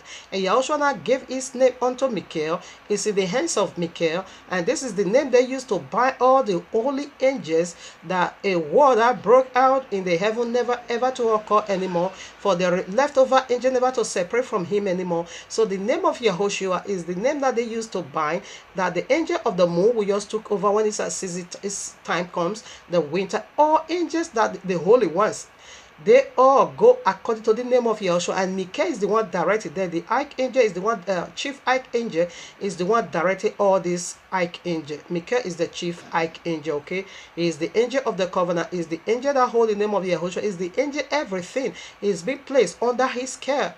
Is the angel of war. All right, is the one that knocked out Lucifer, serpent, Allah, out of the kingdom of Abba Yehovah. It don't take nonsense, okay? So right now, I throw that in already. So I want to read Daniel now chapter 10. I take from 12. Is the chief archangel, okay? Then, oh yeah, then said he unto me, fear not. This is Havre speaking, okay? This is Havre speaking. Then said he unto me, fear not, Daniel, for from the first day that thou didst set thy heart to understand and to chasten thyself before Yahuwah, before thy Yahuwah, thy words were heard, and I am come for thy words. But the prince of the kingdom of Persia, it is the living four creature that was to him. They are the one, okay? Because the visions of the living four creature were being revealed when our forefather was in Babylon. Okay, Ezekiel chapter 1, it was being revealed unto these are the mystery, these are the vision from Babylon. While our forefather was in the land of Babylon. So the mystery, the wickedness of this four living creature was being exposed, all of them. I take it again 30, but the prince of the kingdom of Persia withstood me 1 and 20 days. But lo, Michael, one of the chief prince, is the chief prince, okay, came to help me, and I remained there with the kings of Persia. Is the one that help, to break or Havre out of the hold of this living for creature. So 21 I read, but I will show thee that which is noted in the scripture of truth, and there is none that holdeth with me in these things. But Michael, your prince, is our prince, okay? Michael is the chief archangel, is our prince. Listen now. 12 again, verses 1. Also in the first year of Darius the Mede, even I stood to confirm and to strengthen him. And now will I show thee, is Havre speaking unto him. I want to go straight away. Excuse me. I was reading a wrong chapter. I'm going to read chapter 12, verses 1. I was already 11 instead of 12. No, nevertheless, we start with 12 verses 1. And at that time shall Michael stand up. In this last day, Michael is going to stand up for us. In returning back home, Michael, this is the part he's going to play. In fact, Archangel is the one. He said, Yahushua, when he's coming with the voice of Archangel. He's going to send forth his angel in the four wings of the earth to gather his elect. Yes, Michael is the one to sound that trumpet, and Havre Michael and all their kinds, Sarakiel, all of them, they are our flight that is going to take us up. Because it's their duty to serve us. Listen now. And at that time, Michael stood up, okay? At that time, he's talking about this very moment we are. For the people of the book to return back to the Holy Land, Michael is going to play a very huge part. Through his voice, is the voice of the archangel. The trumpet is going to say, he's the one sound the trumpet. He's the one, according to the gospel of Nicodemus, he was the one sounded the trumpet. When Yahushua gave out the spirit, he sounded the trumpet. Those 3 days, he keeps sounding. Then Hades now begin to tremble and said, this trumpet is different. And the light, and these 3 days, 3 color of light lighted in here, in the bosom of Father Abraham. So Michael was also the one that took the first fruit straight away to the kingdom of Abba Yehovah. That should be the chapter, Gospel of Nicodemus, chapter 19 or 21. Take it from 12 and see the powerful role Michael play over there. Way down to 19 or 21 or so. Okay, so Michael was the one who took them. When you die, anyone that is going to paradise, Michael is the one to take you straight away to paradise. Yes. At that time, shall Michael stood up. The great prince, is the angel of the covenant, okay? You see, the great prince, which standeth for the children of thy people, and there shall be a time of trouble, such as never was, yes, after the great tribulation. Michael is the one to fly us back home. Okay, immediately after the great tribulation, the sign of the Son of Man is going to appear in the heavens. So this is the chief archangel. You see, also call him the great, the great prince. Is the great prince, is the chief archangel, is the angel of the covenant. Okay, where Yahushua entrusted all his affairs like kind of a boss. You have a company, there must be overall boss. Okay, not the owner. Yahushua is the owner. Abba Yahuwah is the owner. But the overall boss in this company, it is Michael. All right, now we get some more. Here I am, Daniel 6:22. My Elohim had sent his angel and had shut the lion's mouth, that they have not hurt me, for as much as before him innocency was found in me, and also before thee, O king, have I done no hurt. There was the king exceedingly glad for him. When Daniel was being thrown into the lion's den, yes, the archangel was the one being sent unto him to shut up the mouth of the lion, in order for them not to tear him into pieces. This is their job. This is how they serve us, okay? Psalm 91 verses 11 to 12. Though I quoted it already, but I want to read it for your hearing. For he shall give his angels in charge over thee, to keep thee in all thy ways. Like I said already. They shall bear thee up. They are our driver, to carry us up in their hands. Do you see how they carry us? Lest thou dash thy feet against the stone. The stone there, it is who again? The serpent. Okay, Yahushua is the chief cornerstone, and we are the spiritual stone. Kifa, you are the stone. Upon you I will build my house, and the gate of hell shall not prevail. We are the spiritual stone. So the stone is talking about it is serpent and his kind, the fallen deities. I'm sorry. Something came to my mind in the aspect of the hell, the living four creatures. I should have read it. Daniel 7:25. I just found it out. I didn't read it at all. I just passed over. I should have read it. Daniel 2:43 said they are going to mingle themselves with the seed of men, and they are going to mingle with Islam, okay, to bring out this wickedness and this folly deity. They are over here. But the most important one is 7:25. He said they will think to change the law, to change the time, and to change season. They are going to think to change law and season. You see, so they are the one changing the law. They have already changed it. They changed that of Abba Yahuwah. They now get Quran. They are the one changing season. They change the calendar of Abba Yahuwah. They now get the paganism calendar. I forgot, but I bless Abba Yahuwah that I still found it. I throw it on it already. So they are the one changing weather, like I said in their aspect. Okay, they are the one changing weathers. You see, it said they will think to change time and season. Season there makes the time clock calendar and all. The law that simply made the royal law. So we see they changing. They give Christianity Babylonia, and they give Islam another. Babylonian Quran, okay, and we see what they give to the whole world, self-ordained God, for you to watch over yourself. Yes, they are the one that is doing it. I throw in it already, even though we are done with their own, but I bless Abba that we're still able to fish it out. So right now we come back to the angel's anointing, and let me check out where I'm supposed to read.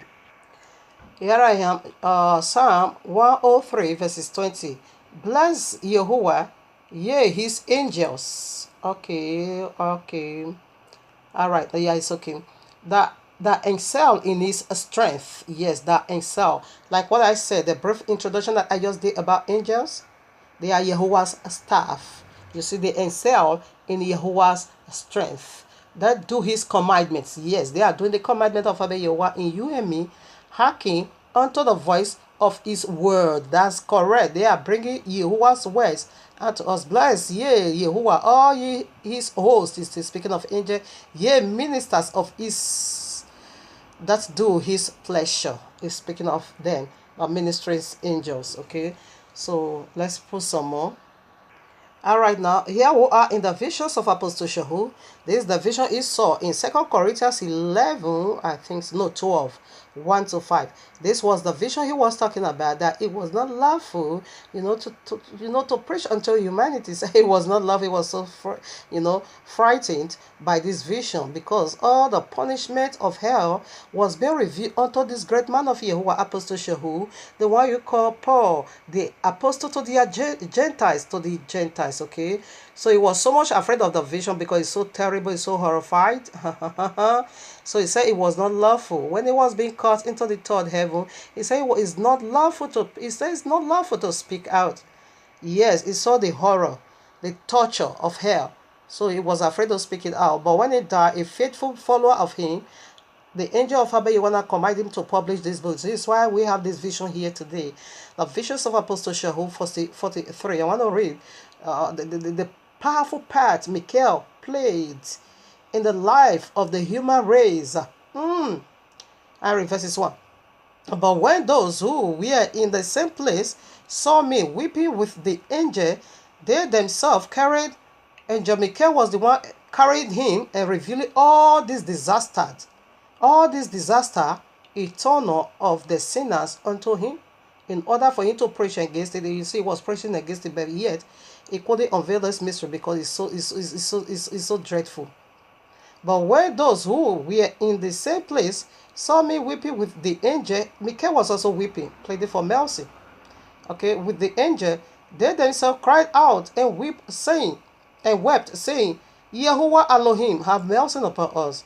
And after these things, I saw the heavens open, and Michael, the archangel, descended from heaven, and with him was the whole army of angels. And they came to those who were placed in the punishment, and seeing him again weeping, they cried out and said, have mercy, have pity on us, Michael, the archangel, have pity on us, and on the human race. For on account of thy prayers, the earth standeth. On account of the prayer of Michael, the earth stood. It's not destroyed there. Don't try him. We now see the judgment and acknowledge the Son of Yahuwah. It was impossible for us before these things to pray thus. Anyway, I'm going to hang it over here. So the good news, okay, let me go for that on Michael. And Michael answered and said, Here, Michael speaking, I am he who stands in the sight of Yahuwah every hour. As Yahuwah liveth, whose sight I stand, I do not intimate one day or one night prayer in incessantly for the human race, and I indeed pray for those. Is the one that is interceded again in order for sinners. He's playing a powerful role. So he was not saying he did not have that intimacy with you at all. Okay, I think I'm gonna hang it over here. But he prayed, he spoke to Abba Yahuwah, he cried and wept even with Apostle Shehu, and the son of my Yahushua, my eternal husband, had descended from heaven, and I gave them 1 day off from punishment eternal. He said the day he raised from the dead, that is Shabbat. The day he rose from the dead, he said, I've given you one night and 1 day. That is 24 hours in total from rise. So on the Shabbat, the fire is going to quench. So if you want to know the full mystery of this, you can kindly go and listen to the message I just did last Shabbat. Okay, the mystery of Sunday. Go and listen to it. You're going to find it over there. Michael played a huge part, and and the request was being granted. So you got a day off, okay, from punishment. Listen to that mystery if you want to know, because we established it powerfully. A slave needs not to work on the Shabbat. So you being a slave of fire, you are not going to also be working on the Shabbat in the fire. The fire is going to be off that day. Michael brought about that he make a powerful intercession, cry unto heaven with Apostle Shehu. And the son of man said, I'm doing it because Michael asked me to do it. I love that. Said, for the sake of Michael, whom I will not vex, he asked me to do this and I'm doing it. And for the sake of Apostle Shehu, whom I will not vex, I'm also doing it. Intercede. But first of all, he said, the angel of my covenant asked me to do that. Michael, whom I will not deny it. He did it because Michael asked him to do that. So he's the chief archangel. Here I am, Revelation 8:2. And I saw the 7 angels, these are archangels, okay, which stood before Yahuwah, and to them we are giving 7 trumpets. You know what that is? It is disaster on earth. Okay, it is disaster on earth. It is the archangel doing it because the earth needs to be, cleansed. Okay. I read now Revelation 10:4. And when the 7 thunders had uttered their voices, I was about to write, and I heard a voice from heaven saying unto me, seal up those things which the 7 thunders uttered, and write them not. Don't write it, okay? It is secret. And what could that be? It is the touch of read the Revelation 9. Okay. Revelation 9. Exodus 12:23. The destroyer is the seraphims.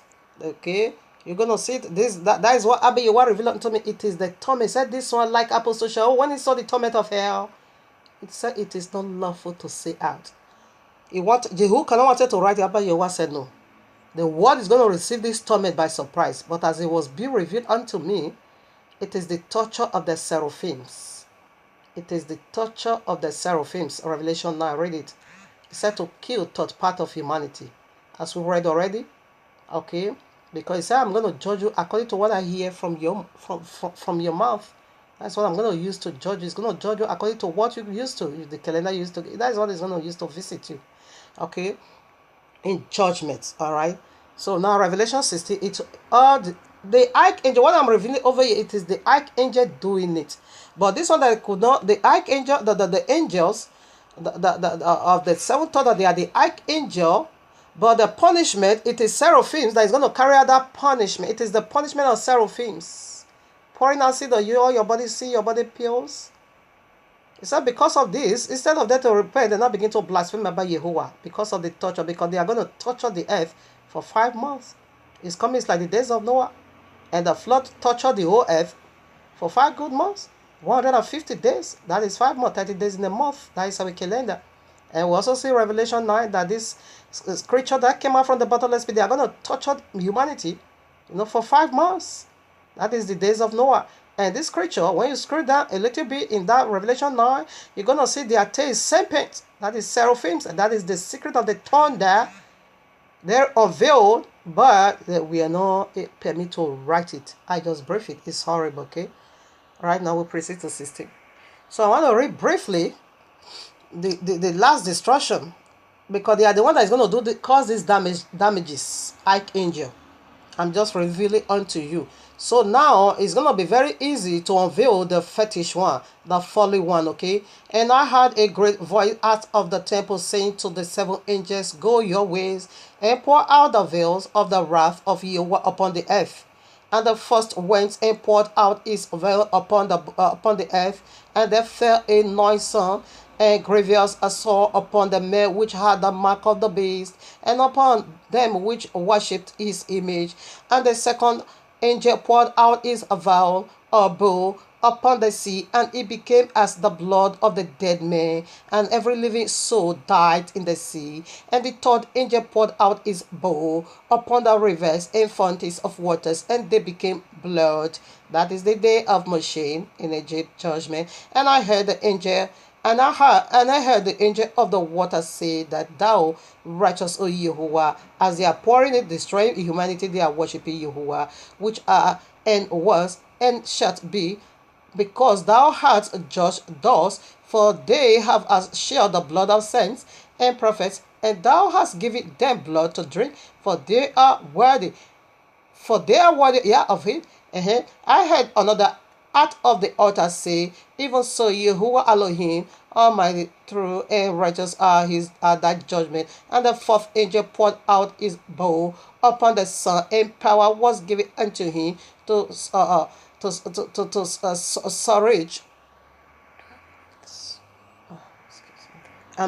scorch men with fire, and men were scorched with great hot, and blasphemed the name of Yahweh, which had power over this place.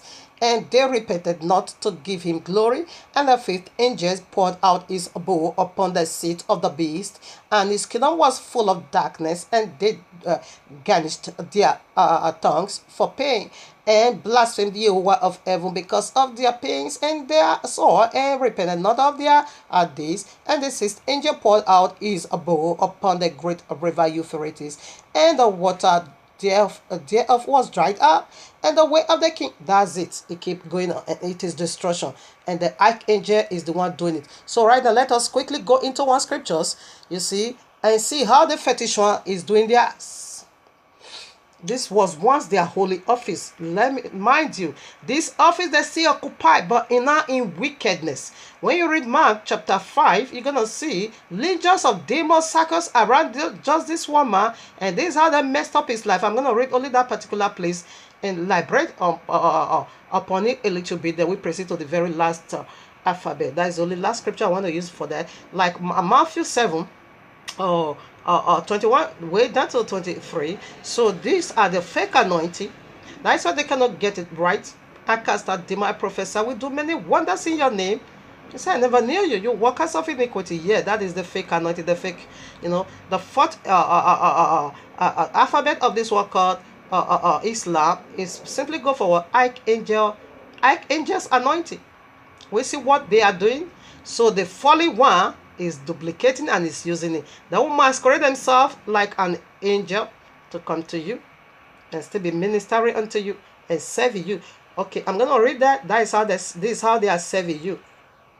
Flux coming out of your mouth. You see vision. All right now here I am, Mark chapter 5. I take from 2. And when he was come out, he's speaking about the biblical Messiah Yahushua HaMashiach, that saith, I did not come to abolish, rather to fulfill. Where until you don't see the heaven and the earth, therefore the royal lost can. When you see them, the royal law can. Revelation 21. I see the new heaven and the new earth, for the first heaven and the first earth are no more. When you don't see this royalistic first heaven and first earth, therefore, when you see it, the royal law can. If you don't see it anymore, you see the new one. The royal law is, accomplished. I throw that in. I read now verses 2. And when he was come out of the ship, immediately there meet him out of the tombs a man with an unclean spirit. They are now unclean spirit. And when he had who had his dwelling among the tombs? What is tomb? Graveyard? That is the Hades on earth. That's who these demons are. And you see the fourth angel, when he was coming, Hades come along with him. When he kill you, just throw you in there. And no man could bind him, not at all. No, not with chain. All right now. I want to go to the legions of demons. So what is the tomb? Like the one here today, the one, I said, let their dead bury their dead. This son of man was once dead, but now he's living. So there are people, they are living, but yet they are dead already.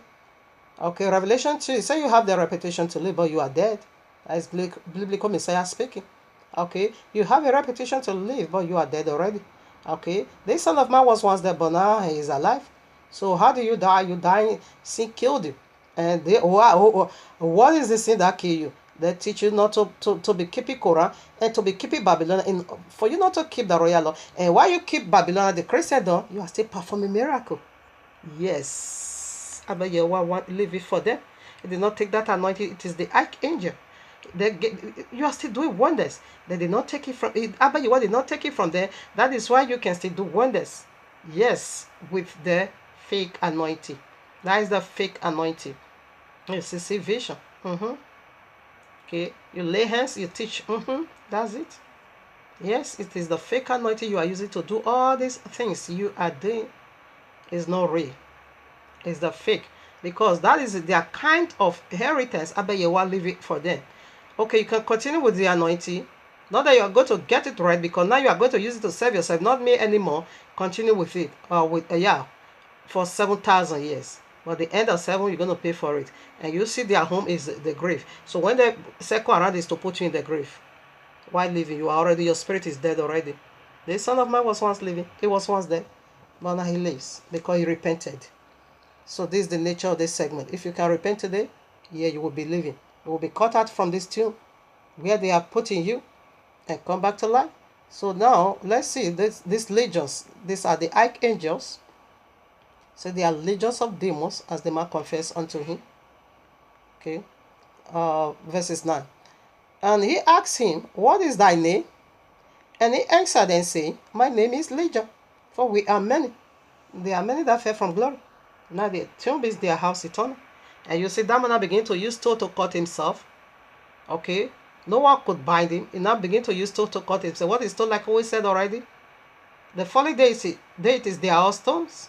Every one of us is stone. Yahushua is the chief cornerstone. Rather, Allah is also going to be calling himself a chief cornerstone. Okay. We are the spiritual stone to build the spiritual house. If you are the stone, and you, I will build my house. The gate of hell shall not prevail.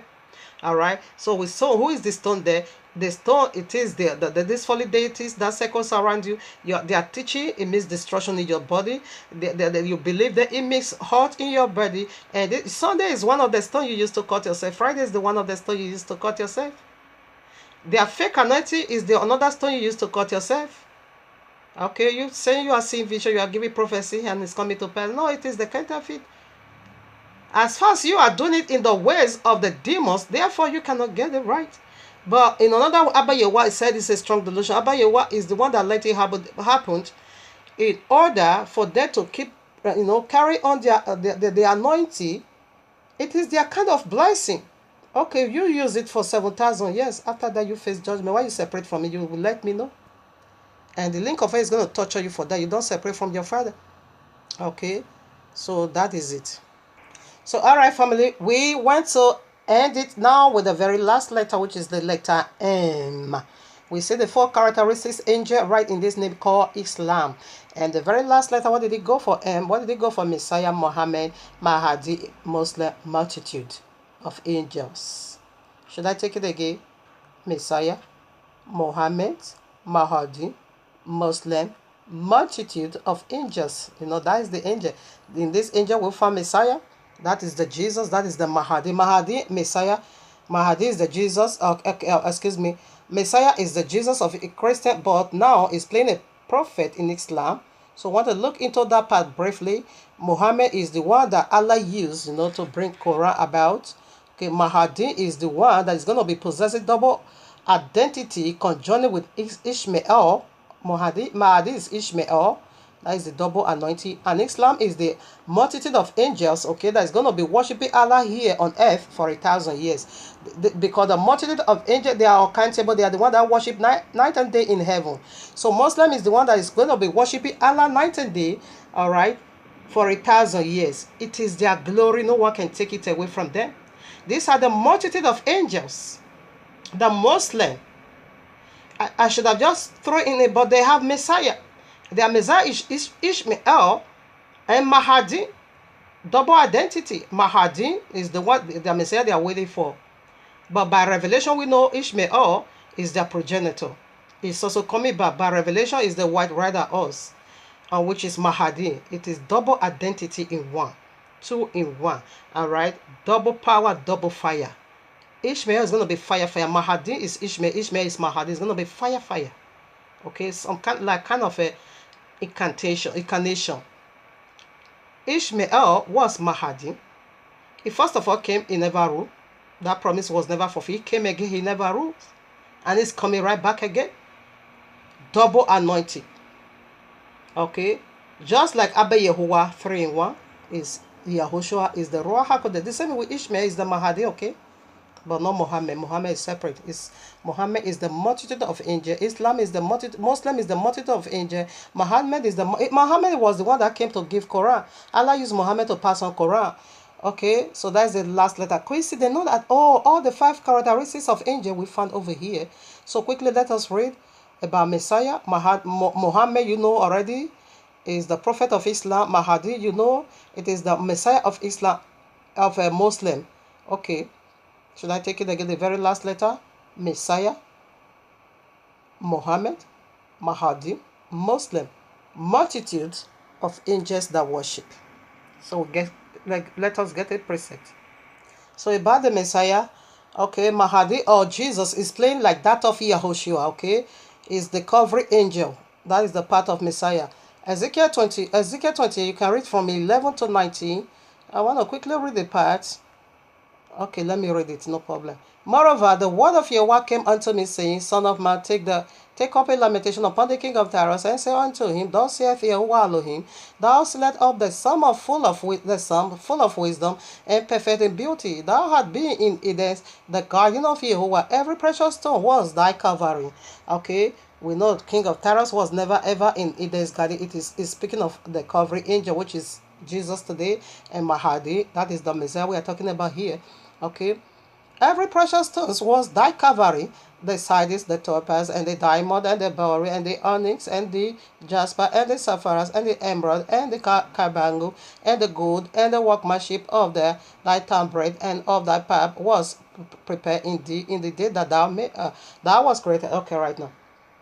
You see, we know all these stones or gems, they are very expensive. You see, they are very expensive. That is why Christianity love money, okay?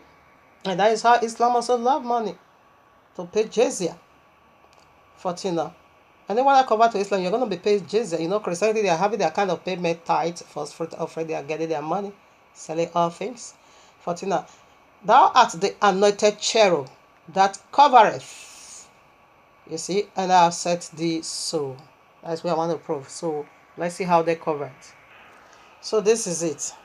This is the cherub. This is the hierarchy angel. The Messiah. They are like unto Messiah. This is the cherub, the angel that covers. So Exodus 25, 17 to 22. You can read it. Okay. And thou shalt make a mercy seat of pure gold, 2 cubits and a half shall be the length thereof, and a cubit and a half the breadth thereof. And thou shalt make 2 cherubims of gold of beaten work. Shalt thou make them in the 2 hands of the mercy seat, and make 1 cherub on the one end, and the other cherub on the other end.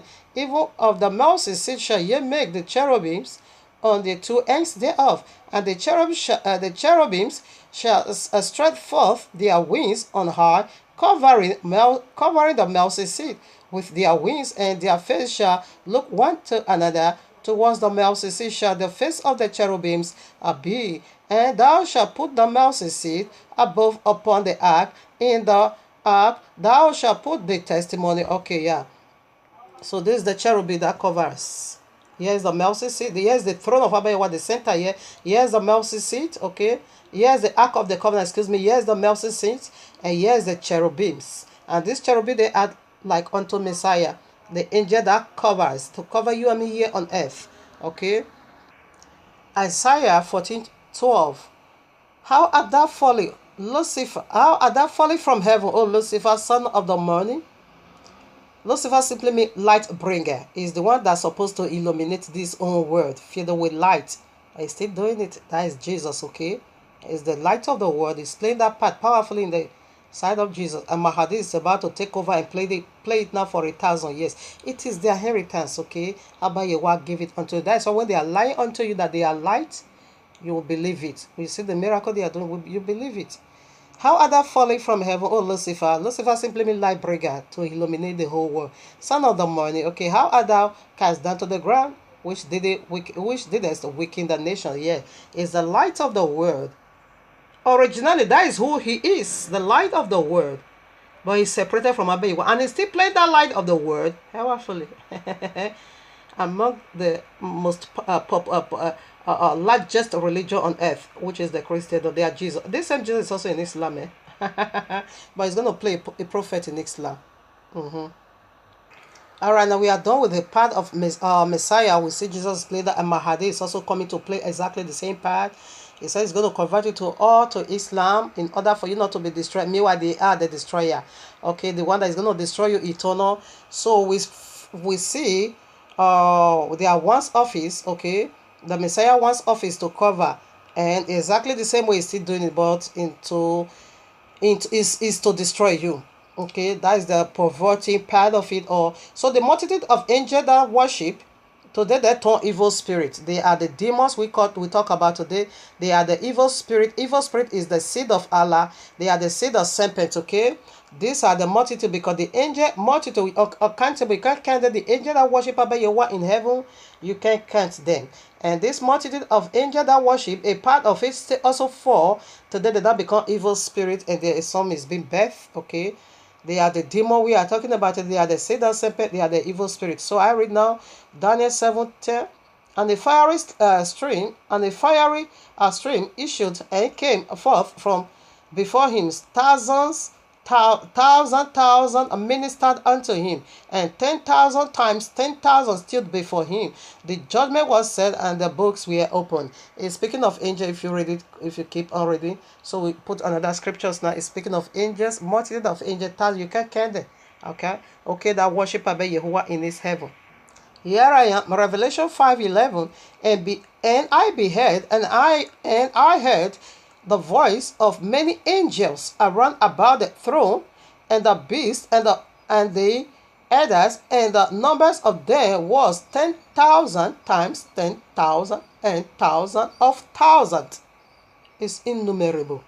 Hebrew 12, I think 20, whatever, 2 or 3 said angels are innumerable. Multitudes of angels. So what is the very last letter? Messiah is M. Messiah, Mohammed, Mahdi, Muslim, multitude of angels that worship. Coincidence? Not at all. So they are evil spirit. That multitude of angels also fell. So they are the evil spirit demons that say the serpent today. Okay. So want to post. Let me still put, I think, the last scripture before we go to 2 points. We also have just 2 points. All right, now the book of Anoka, chapter 15. I read. Let me take it from for the sake of time, so that quickly we established only the 2 points. Then we are done. All right, now where am I gonna take it from? Should I take from 3 or so? Why have you left? Okay, yeah. When okay, it's okay, no problem. Verses 1. And he answered me and said to me with his voice, Hear, do not be afraid, Anuk, you righteous man and scribe of righteousness, come here and hear my voice. And God said to the watchers of heaven, who sent you to petition on their behalf, you ought to petition on behalf of men, and not men not men on behalf of you. Why have you left the high, holy, and eternal heaven, and lay with women, and became unclean with the daughters of men, and taking wives for yourselves, and done as the sons of earth, and begotten giant sons, yeah. And you were spiritual, holy, living an eternal life, but you became unclean upon the women, and begot children through the blood of flesh, and lust after the blood of men, and produce flesh and blood as they do when who die and are destroyed. And for this reason I have given men wives, so that they might show son seed in them, and so that children might be born by them, so that this might be done on the earth. But you formerly were spiritual, living an eternal immortality life for all the generations of the world. For this reason I did not arrange wives for you, because the dwelling of the spiritual ones is in heaven. And now the giant whom we are born from body and spirit will be called evil spirits on the earth, and on the earth will be their dwelling. So this is the evil spirit, okay? Evil spirits. Evil spirit they are, okay?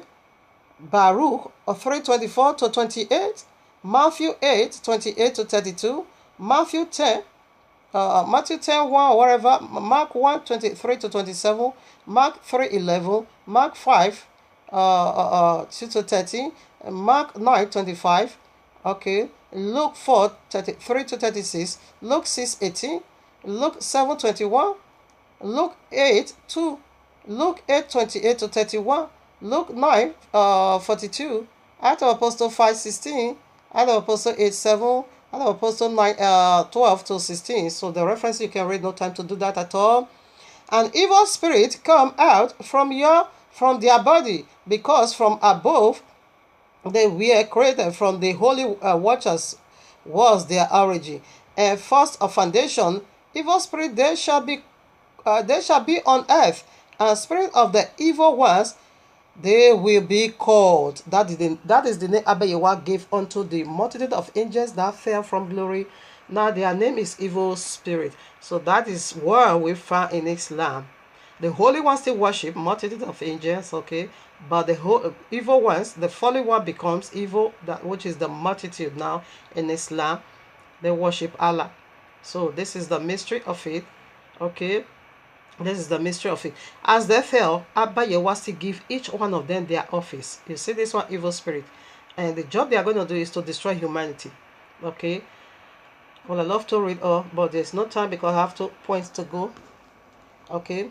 So this is the job they are going to do. Is set to kill, to afflict, and to destroy, and to vex one another.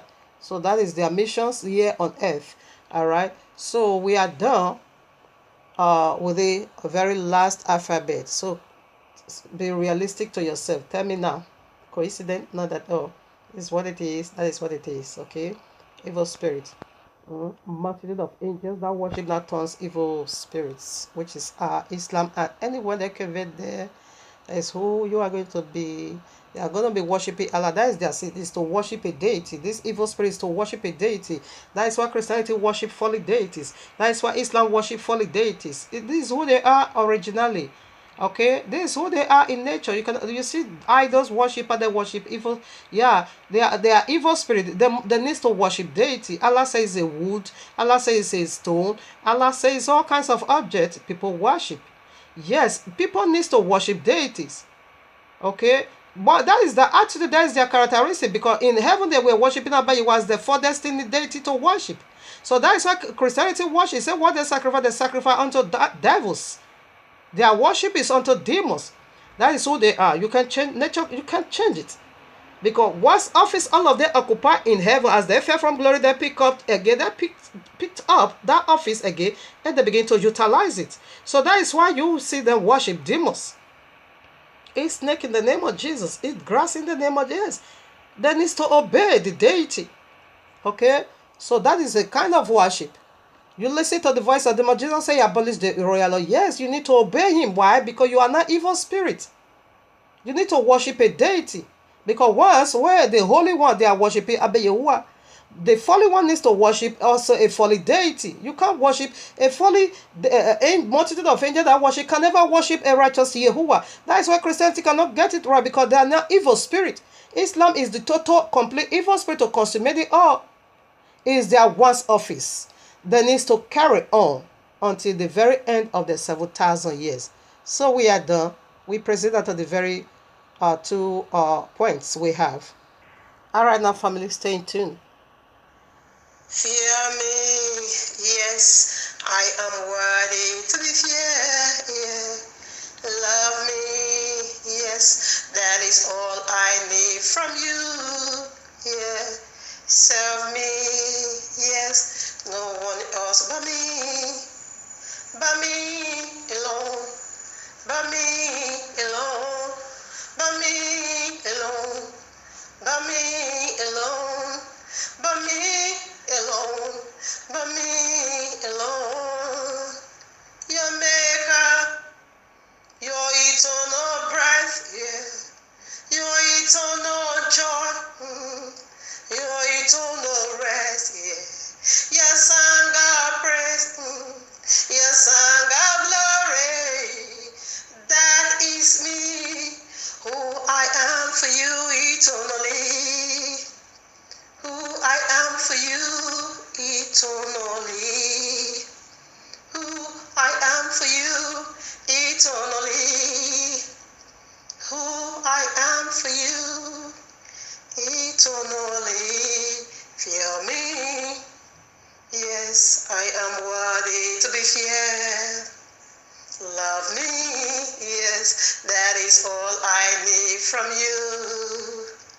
Serve me, yes, no one else but me alone, but me alone, but me alone, yeah, yeah, yeah, but me alone, but me alone, but me alone. I, your heavenly Father, says, there is a border you cannot cross. There is a line you cannot step in. There is a rules you cannot break. There is a rules you cannot break. Take it the way I give it to you. Leave it the way I give it to you. Take it the way I give it to you. Leave it the way I give it to you. Talk it the way I give it to you. None of you but me alone. None of you but me alone. None of you, yeah, none of you but me.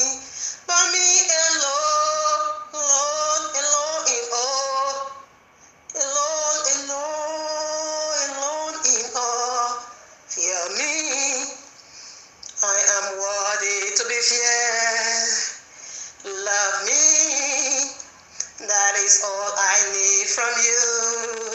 Serve me, and no one else but me alone. Me alone, yeah. Me alone, yeah.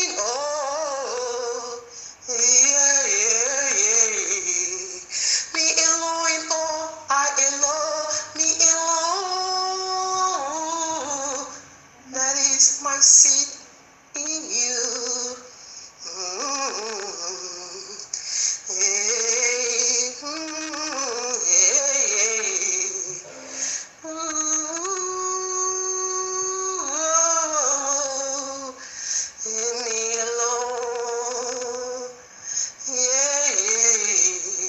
That is all my heart for you.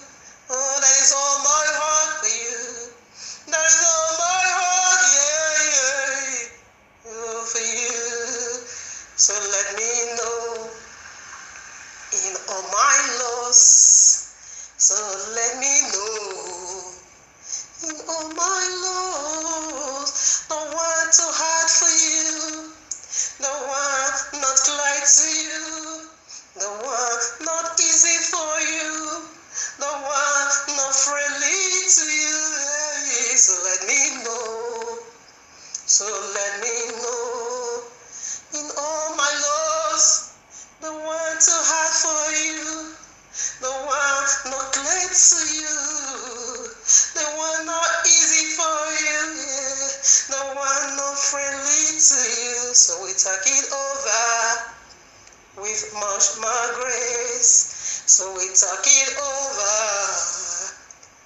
with much grace that I can do for you, that I can give to you, that I can do for you, that I can give to you, that I can give to you, oh, that I can do for you.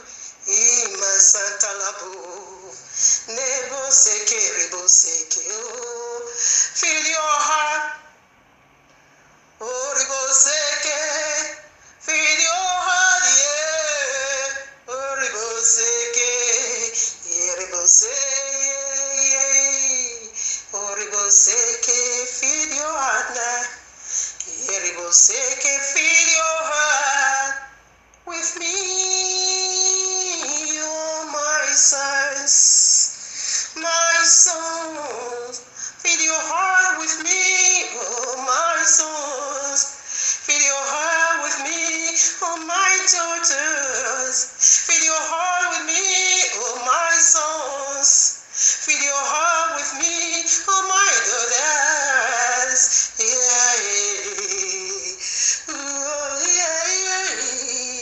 You are all in me. Your praise displays my knowledge. My greatness, my power, my beauty, my glory, my throne, my heaven in you, my heaven lives in you, my heaven in you, my heaven lives in you, my heaven is in you.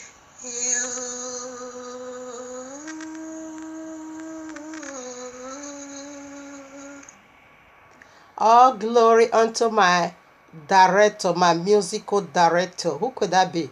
It is YAHUAH'S HaMashiach. He is the one helping me putting all these songs together. Sometimes we just be in my dream. He will bring a list to me. He will be teaching me that song, put it together like this, put it together like that. Yeah, most of it, he always brings it to me in my vision when I'm sleeping, when I'm in dream. So there I know he's my director, he's my musical director. All glory unto him. He's coming. When he comes, he will come and buy me guitar. Instrumentalist.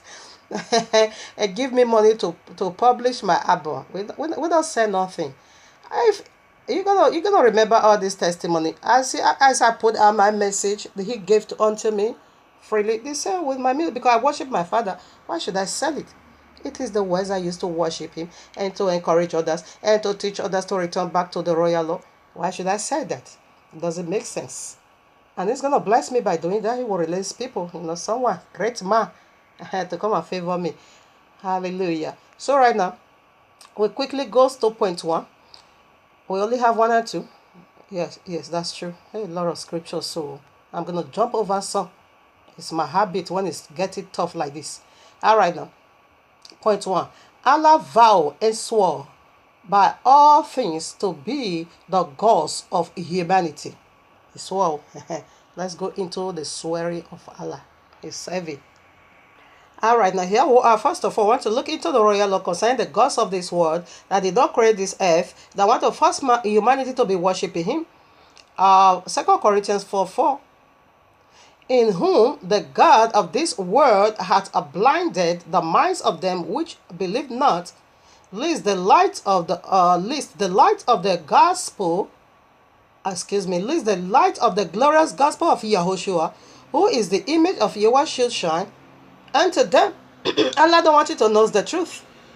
Okay? So he vowed and he swore by all things to be your God, for you to worship him.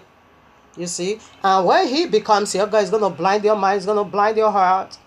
Not ever to see the light, the glorious light, or the light of the glorious gospel of Yahushua. What is the glory? Until heaven and earth pass away, the royal law can't. And we say Allah blinded Islam, or we say Allah blinded Christianity, and his war. And his war is so funny, eh? And Allah makes it. It's not joking, okay? It's not funny. To Allah. That same place, 2 Corinthians 11:30-50, this is how Allah is doing it. Because Allah is not going to come to you that I am the fallen seraphims. No. It's going to come to you and I am the living one. The Almighty Yahuwah. Masquerading thing. I read now. For such are false apostles, deceitful workers, transforming themselves into the apostles of Yahushua. This is how they are going to do it. And no marvel, for Satan himself is transformed into the angel of light. Therefore is no great thing if his ministers also be transformed as the minister of righteousness, whose end shall be according to their works. If he come to you as a devil, if devil come out that is a devil, you will run away. But now that he come to you as Jesus, are you not loving him? Of course you do. All right now. In case you don't know who is Allah, is a fallen deity like we have been unveiling unto you. We have done with that powerfully. Luke 10:18. And he said, the biblical Messiah is the one speaking over here.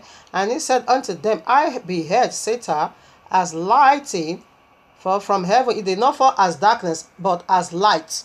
Light of the world. Jesus is the light of the world. It did not fall as darkness, it still fall as a light.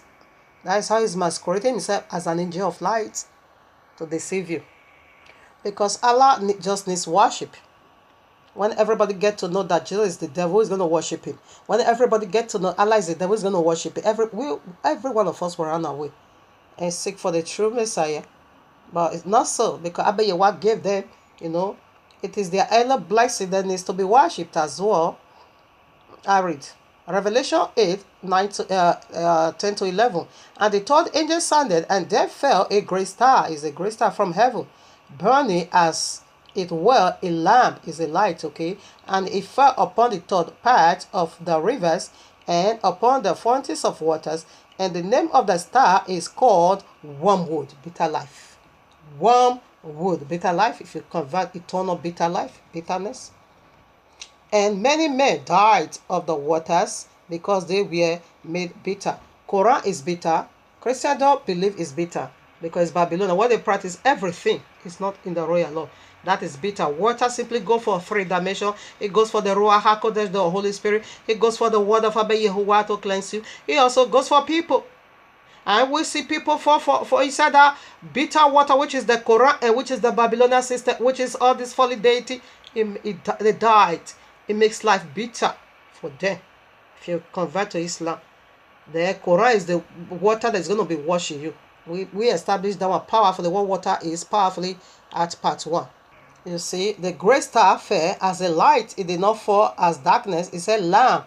Yeah, they are still holding their part powerfully. You see, even when the revelation was being given, it did not say they fell as darkness or they are that. It still called them angels. Did it call them angel? Revelation 12:9. It said the great dragon was cast out and his angels. So it still called them angels, but they are bad angel. Okay.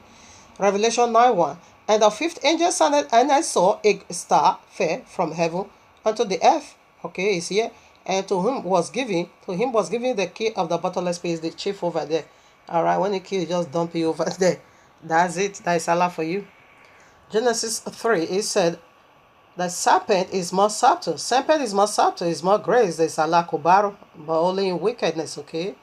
Exodus 15:22-25, we see the bitter water, because Allah fell upon that. In Genesis 3, Allah fell upon every one of us, so the water that became so bitter. And when I see the tree of life was being thrown into that water of bitter water called Mara, it now becomes sweet. So if you want your life to be sweet, you better return back to the royal law. Okay, now, Sahih Muslim 687 said, Allah said, if you don't sin, He's going to destroy you, okay? Is the workers of iniquity. If you don't see, He will destroy you and replace you now with the people that will sin in order for Him to forgive. That is His native language. You don't have no heart of forgiveness, or He just want to deceive you in order for you to be destroyed. Okay, so we want to look, because He said if you don't sin, He's going to destroy you. He vowed there. So we want to look into the vow that Allah vowed. Okay, if you don't sin, He will destroy you and replace you with one who will sin in order for Him to forgive. That is how Allah lies. In wickedness, He lies. You think He's loving you? No, He's lying. Okay, so I want to quickly read the vows of Allah from the very Quran. Because sinning against, if you sin, that is you are breaking the royal law. That is you are transgressing the royal law. Allah says if you don't transgress it, He is going to destroy you and replace you with the people that will do that for Him.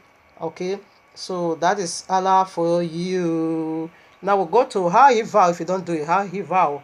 Let's see. All right, family. So let us read now the vow. In fact, Allah couldn't swear by Himself. He now begin to swear by you and me. So we go into Quran 86 verses 1-4. I just want to read the part He swore. I swore by the heaven and the corner by night, and will make. Okay, He swore by heaven and by the corner. Allah never by no means swore by Himself. Quran 53 verses 1-4. I swore by the star. When it goes down, I'm done. Quran 81 verses 15-19. I swore by the star. Again, repeated it. I'm done. Only that is what I just want. He couldn't swear by nothing. By himself, excuse me. Quran chapter 36 verses 2-4. I swore by the Quran full of wisdom. Say Quran is full of wisdom, okay? Quran chapter 38 verses 1-2. I swore by the Quran full of admonition. Okay, no problem. Quran 43 verses 2-3. I swore by the book that makes things clear. Alright, now that is the Quran again. Quran chapter 44 verses 2-3. I swore by the book that makes manifest. Alright now. Quran chapter 51 verses 1-8. I take the part that pertinent to where I need. I swore by the wind. Alright, Allah swore by the wind. And scattered and wide. Okay. Then the clouds are buried. I think I'm not. Okay, then the cloud. Then those clouds bearing the load. Allah swore by the clouds also, that is the cloud that brings or that bears the load. Then those are ships. Okay, Allah also swore by ships, okay? Then those angels who distribute blessings by our commandment. Allah also swore by angels that distribute blessings. I swore by heaven full of ways. Allah said this heaven is a lot of ways, and He swore by all those ways, okay? Quran chapter 52 verses 1-7. I swore by the mountain. Allah swore by mountain, okay? I swore by the written, okay, the book written. Allah swore by the written book, okay? Maybe by the written book, because I have a lot of book. I wrote a lot of mystery. Allah also swore by that, okay? Allah swore by house. He swore by house, okay? Allah also swore by every house we all have on earth. Allah swore by it. You swore by the shrine. Because you swear by house, you swear by Babalawo King, Babalawo shrine, swear by the prostitution shrines, prostitution, red light, you swore by everything. Allah swore again by elevated canopy. Oh, this is canopy. Oh, my father, he canopy. Allah swore by swelling a sea. Oh, this is terrible. Allah swore by sea when it's waving up, and Allah also swore by that. What is she? Quran chapter 91 verses 1 to 7. I swear by the sun. Allah swear by the sun, okay, and its brilliance, okay. I swear by the moon, okay. I swear by the day, swear by the night. I swear by the heaven and him who made. I swear by the earth. He also swore by the earth. Oh, my father. I swear by soul and him who horrible sakayabayaba. He swore by every soul, even the soul of madman on the street. Allah also swore. Quran 100 verses 1. I swear by the what? By the toners. What could that be? Oh no. Breathing. No, this is horrible. Oh, excuse me. By the runner. Because I couldn't see what. By the runners. Breathing. Really? What could that be? I don't know. It's why by sports. That could be runners breathing. You also swear by people that is doing sport, playing games. That's terrible. Quran 68 verses 1. I swore by the pen and what the angels write. Oh, my father. You swear by my pen? Allah, by my pen? The pen I used to write, you also. Oh, this is terrible. So everything. Quran 95 verses 1 to 4. I swear by fig and the olive and every tree over there. Allah says he swore by it too. Masana, that is terrible. City made secure. Okay, swore also by Masana. Okay, we are done. so on so far. When did you say Allah said I swore by myself? So Allah swore even by all those image access destroyed. Allah swore by the earth and by the souls that live in. He swore by sea, by mountain, everything, pen, whatever. He swore by my kitchen. He swore by my the water system.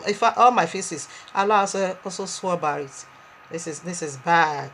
He couldn't swear by himself. Allah swore by the house of prostitute. Okay, you see the ISIS the other day. They were destroying all those images, idol images in Iran or Iraq. But Allah swore by it. You are stupid. Why should they destroy it? What Allah swore by? Don't let Allah take vengeance on you, Allah's going to take even the knife they are using to kill. Allah swore. Allah swore by all. He also swore by cross. But you say cross is bad. The Messiah never goes to the cross. You swear by cross. You swear by all things. The house of prostitution. The idol worship. In fact, Olo Queen Sango. Allah swore. Aomila. Esuno Kagel. Everything. Allah swore by it. Everything you can ever. In fact, my cookie gas, even my shoe. Now wow. My poo-poo, my feces, Allah also swore by it. That is terrible. That is so horrible. Even by rat, by mosquito, by crocodile. Tell me what Allah did not swear with. Rather, Allah could have said, I swore by myself. Did you hear it all so far that I've read? Not even one. But he swore by everything, every faces. Allah said, pork is unclean. But again, Allah swore by pork. Allah said unclean is bad, sin is bad, but Allah swore by it. You swore by waywardness, worldly music. You swore by all instrumentalists on earth. Stupidity in the highest place. Let's see the authenticity of YAHUAH claiming back his earth from them. All these mad people. Now we proceed to point 2. Allah is so stupid, Point 2. YAHUAH vowed and swore to cleanse his earth like the days of Noah and Lot. He swore by himself, okay? Allah swore for every human race to be his worshipper. But you see how he swore?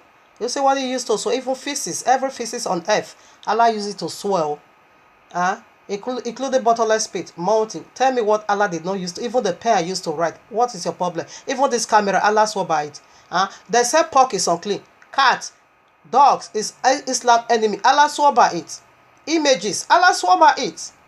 I said we are destroying image that day. Let's see the authenticity. The authenticity of I don't know what to say. Oh my Father. So rather, let us see the authenticity of a vow and swearing by a deity who is able to do. All right. Abayewa vow and swore to cleanse his earth like the days of Noah and Lot. By himself, he used himself to do that. Okay, this one by Noah. All right, now Hebrew 13. Allah said our royal law is corrupt, but he swore by it. He said it's bad, but yeah, you swore by it. All right, now here I am, Hebrew 30 to 18. Hebrew chapter 6, 30 to 18. Let's see how Abayewa did this, and he's going to do it. He's going to carry out this vow he said and swore by himself. For when Yahuwah made promise to Abraham, because he could swear by no greater. No one is greater than him. He swore by himself. That's it. Abayewa looks around. He looks front, looks back, looks right, looks left. Who is greater than me? Heaven on earth, under the earth. No one. Therefore, he swore by himself. That's it. And then began to swear by right and by left. 16 now. For me verily swore by the greater. Yes, I'm greater than Allah. That is why Allah swore by me. He said, may swore by the greater. And an oath for confirmation is to them an end of all strife. Yes. Wherein Yahuwah willing more abundantly to show enter the hands of promise the immutability of his counsel, confirmed it by an oath, that by two immutable things, in which it was impossible for him to lie. He now began to swear by himself. He said, man can only swear by the one that is greater than them. So I'm greater than Allah. Even my pen is greater than Allah. Even my feces, my urine, my spit, everything is greater than Allah. That is why Allah could swear by it. Because you need to swear by one that is greater than you. You need to swear by yourself, the very one, because you say you are greater than all. Therefore, you need to swear by yourself. Why must you swear by me? You say, by your way is greater than all. No one is greater. He not swear by himself. Horrible Shanda Baba. And give a confirmation by oath. This is how it will be, and I will do it. Allah couldn't give us no guarantee. Begin to talk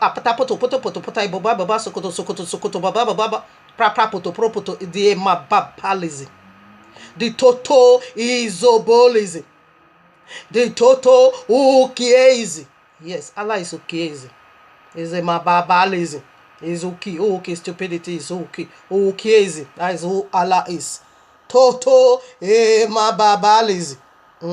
That's who Allah is. Here we are, Isaiah 45 verses 23. Let's see another confirmation from Abba Yahuwah. I have sworn by myself, the word is gone out of my mouth in righteousness, and shall not return that unto me. Every knee shall bow, every tongue will swear, every tongue shall swear unto me. Allah just did that. Alright. I swore this by myself. All humanity is going to submit unto me in the lake of fire here on earth, as angel does submit unto me in heaven. Alright? You're going to do that. Allah couldn't give us this promise. Rather, he will begin to make it Huh? What kind of madness is that? Is it mad? Someone should ask Allah, are you mad? Yes, Allah is going to answer it correctly. Yes, he is mad. Yeah, well, Isaiah 55 verses 11. So shall my word by that goeth forth out of my mouth. It shall not return unto me void, but it shall accomplish that which I please, and it shall prosper in the thing whereto I sent it. That's it, because he swore by himself. Alright, now here I am, Jeremiah 22 verses 5. But if ye will not hear these words, I swore by myself, saith Yahuwah, that this house, right now, that's what I want to prove. I swore by myself. Here I am again, Jeremiah 44:26. Therefore, hear the word of Yahuwah, all Yehudah, that dwell in the land of Egypt. Behold, I have sworn by my great name, saith Yahuwah, that my name shall no more be That's it. That's the way I want. He swore by himself and by his name. Because his name is greater. He is greater than all. Okay. Amos 6, verses 8, chapter 6. Amos 6, 8. Yahuwah Adonai had sworn by himself. Saith Yahuwah, the Elohim of hosts. He swore by himself. Should I take it again? Adonai Yahuwah had sworn by himself. That's it. They don't swear by pen, eh? Mount is sea. What about the class, star, angel, pretty pen, book, whatever, nonsense. Here I am, Exodus 32, verses 13. Remember Abraham, Isaac, and Israel, thy servant, to whom thou swearest by thy own self. Thou swearest by thy own self. Not by faces. Dog. Image. Let's see how he confirm it by oath. Ezekiel 68. Now when I passed by thee and looked upon thee, behold, thy time was the time of love, and I spread my skirt over thee and covered thy nakedness. Yea, I swore unto thee. I swore unto thee by myself, and entered into a covenant with thee, says Yahuwah Elohim, and thou becomest mine. That's it. If he want to get you, he will enter into a covenant and swear by himself and get you out of iniquity, and you will live righteously. That's it. Because he swore by himself to help you. So Abba Yahuwah did not just swear, he also gave a covenant. Where did Allah give a covenant? Sorry, by dog, by pork, by my feces. Pen I used to write. Or paste I used to brush my mouth. Other spit I spew out. Swearing by feces, you swore by all and all. Here I am again, Psalm 105, 9-10.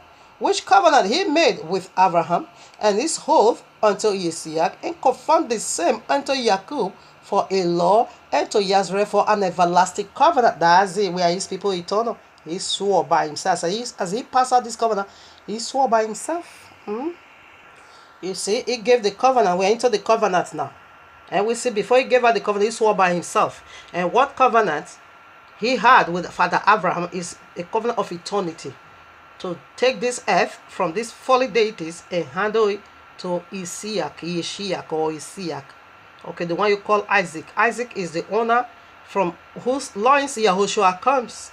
In totality, we're also going to say that Yahushua is the owner of it all. Okay, the covenant is with Isaac, not with Ishmael. Ishmael is temporary. Okay, now Genesis 17:10. This is my covenant which ye shall keep between me and you and thy seed after thee. Every male child among you shall be circumcised, and ye shall circumcise the flesh of your foreskin, and it shall be a token of covenant between me and you. And he that is 8 days old shall be circumcised among you. Ishmael did not circumcise 8 days old. Isaac is the one that fulfilled this covenant, not Ishmael. Ishmael was 30 years old when he cut off flesh. Okay. Isaac fought on this covenant. It belongs to him. Said the covenant, he confirmed him. Confirmed that same covenant he had with Father Abraham. This is the covenant with oath to Isaac. And not giving her as a confirmation to Israel, as a law for us to keep that covenant and always bring it back, his covenant unto him.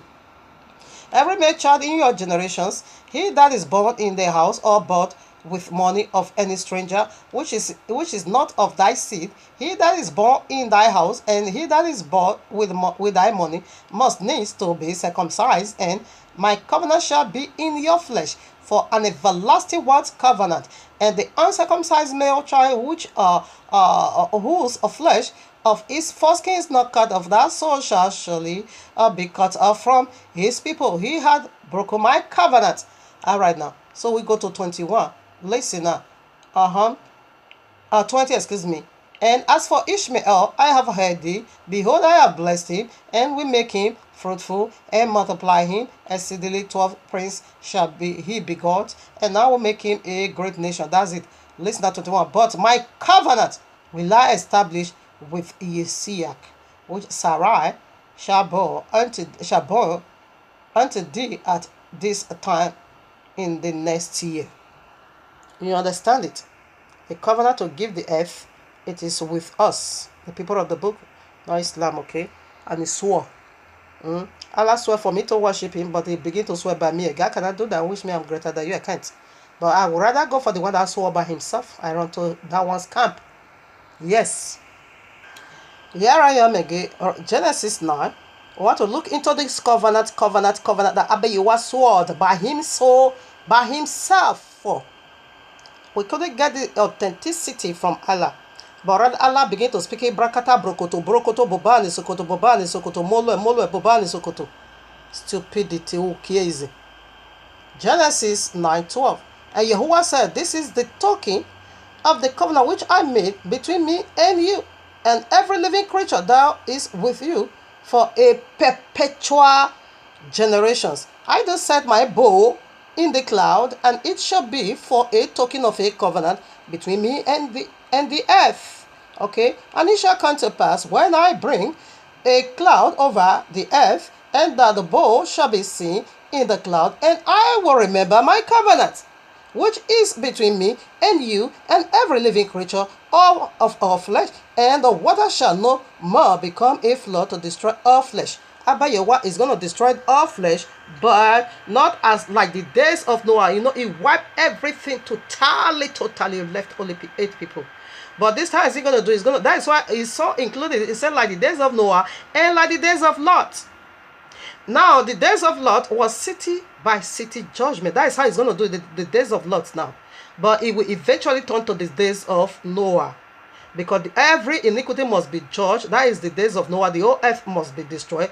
Every wickedness of the wicked one must be wiped out. Only 8 people, few. That is the covenant. Few is going to be saved. Okay? Few is going to be saved. That's it.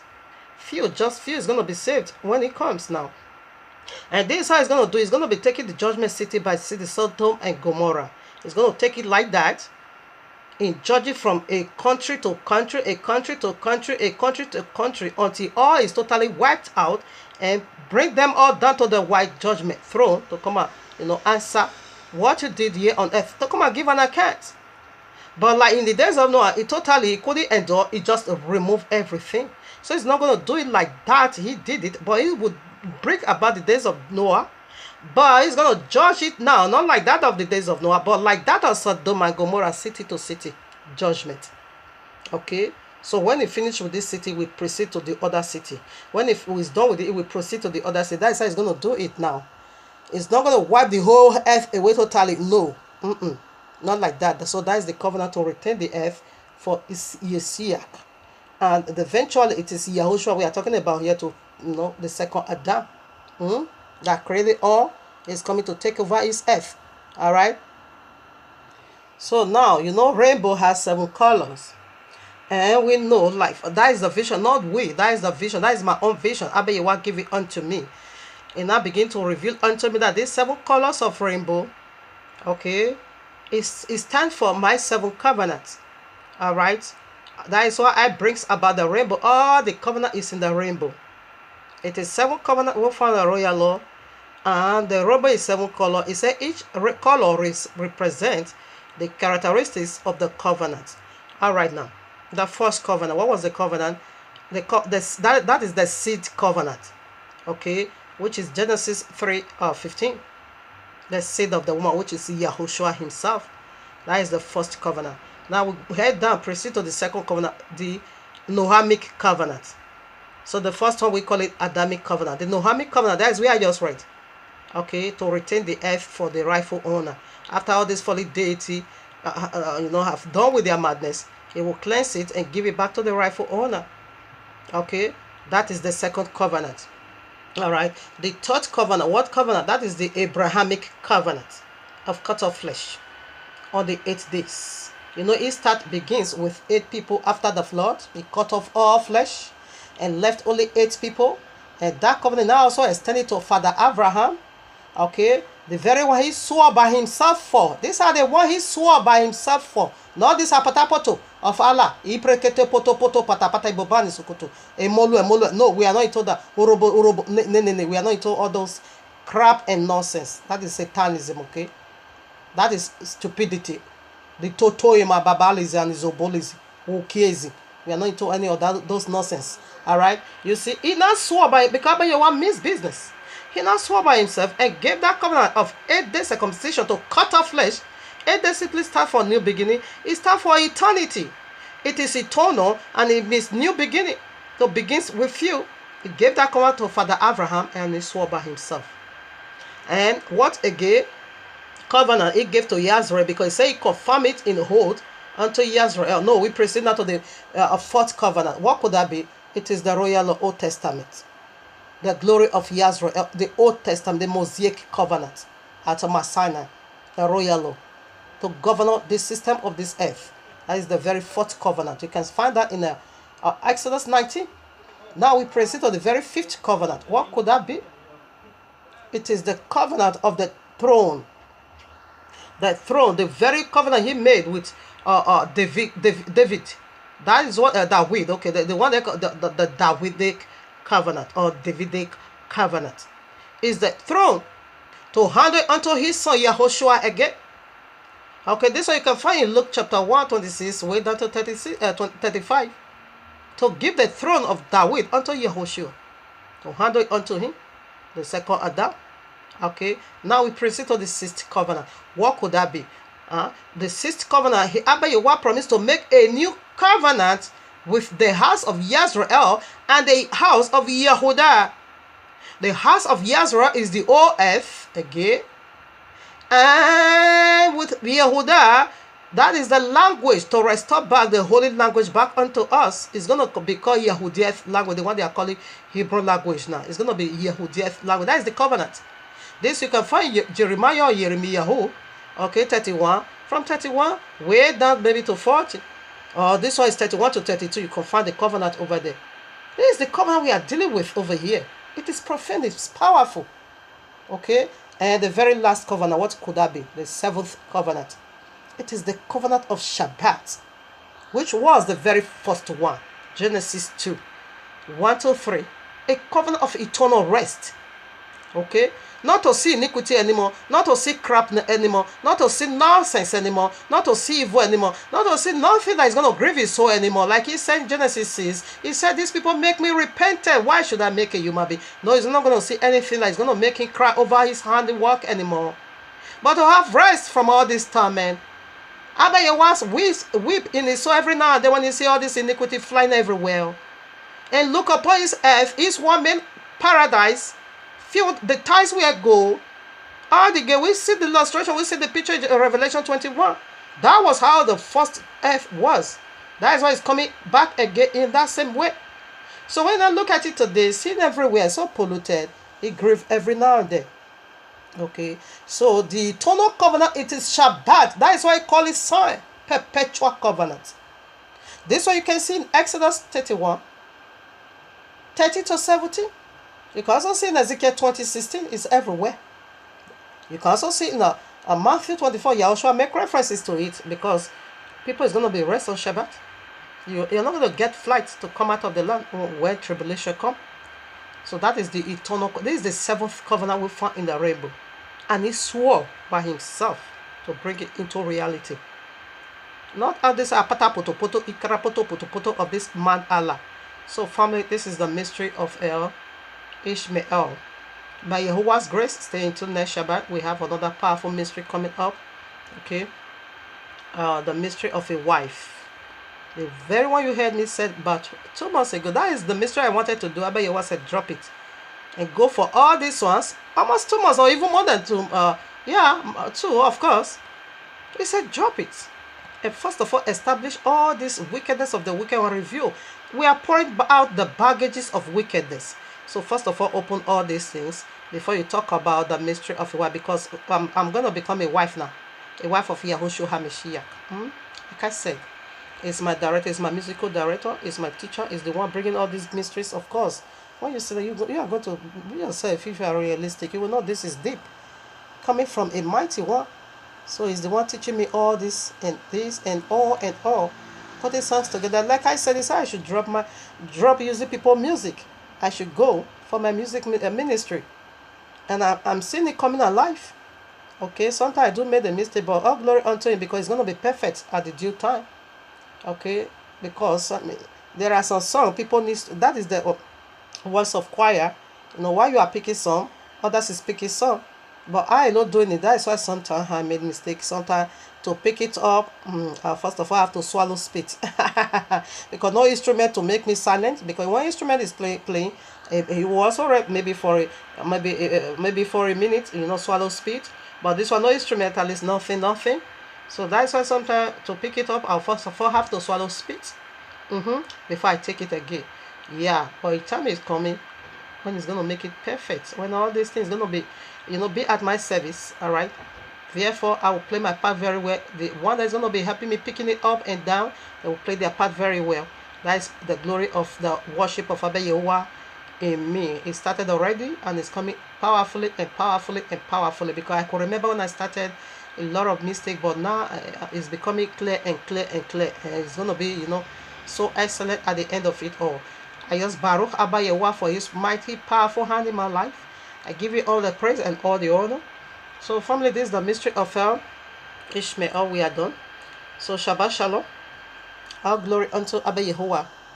You hear from me. I think in the midst of the week, I'm going to release that testimony that I said about my son and my grand, wonderful, beautiful child. Oh no, that child filled my heart. So I think I'm going to do it this very midst of the week. I think so. If I'm less busy, I will do that, okay? So stay tuned and have a wonderful Shabbat. It's like this one was missing out. I bless Abba Yahuwah. It refers me back. I'm not going to read it, but I'm going to quote it for you. Okay, Ezekiel 28:18. Okay, Psalm 78:49. This is about the bad angels. That is what Islam are. 1 Kings 22:20-23. Yes, how is he using bad angel, to execute judgment. Okay, Exodus 12.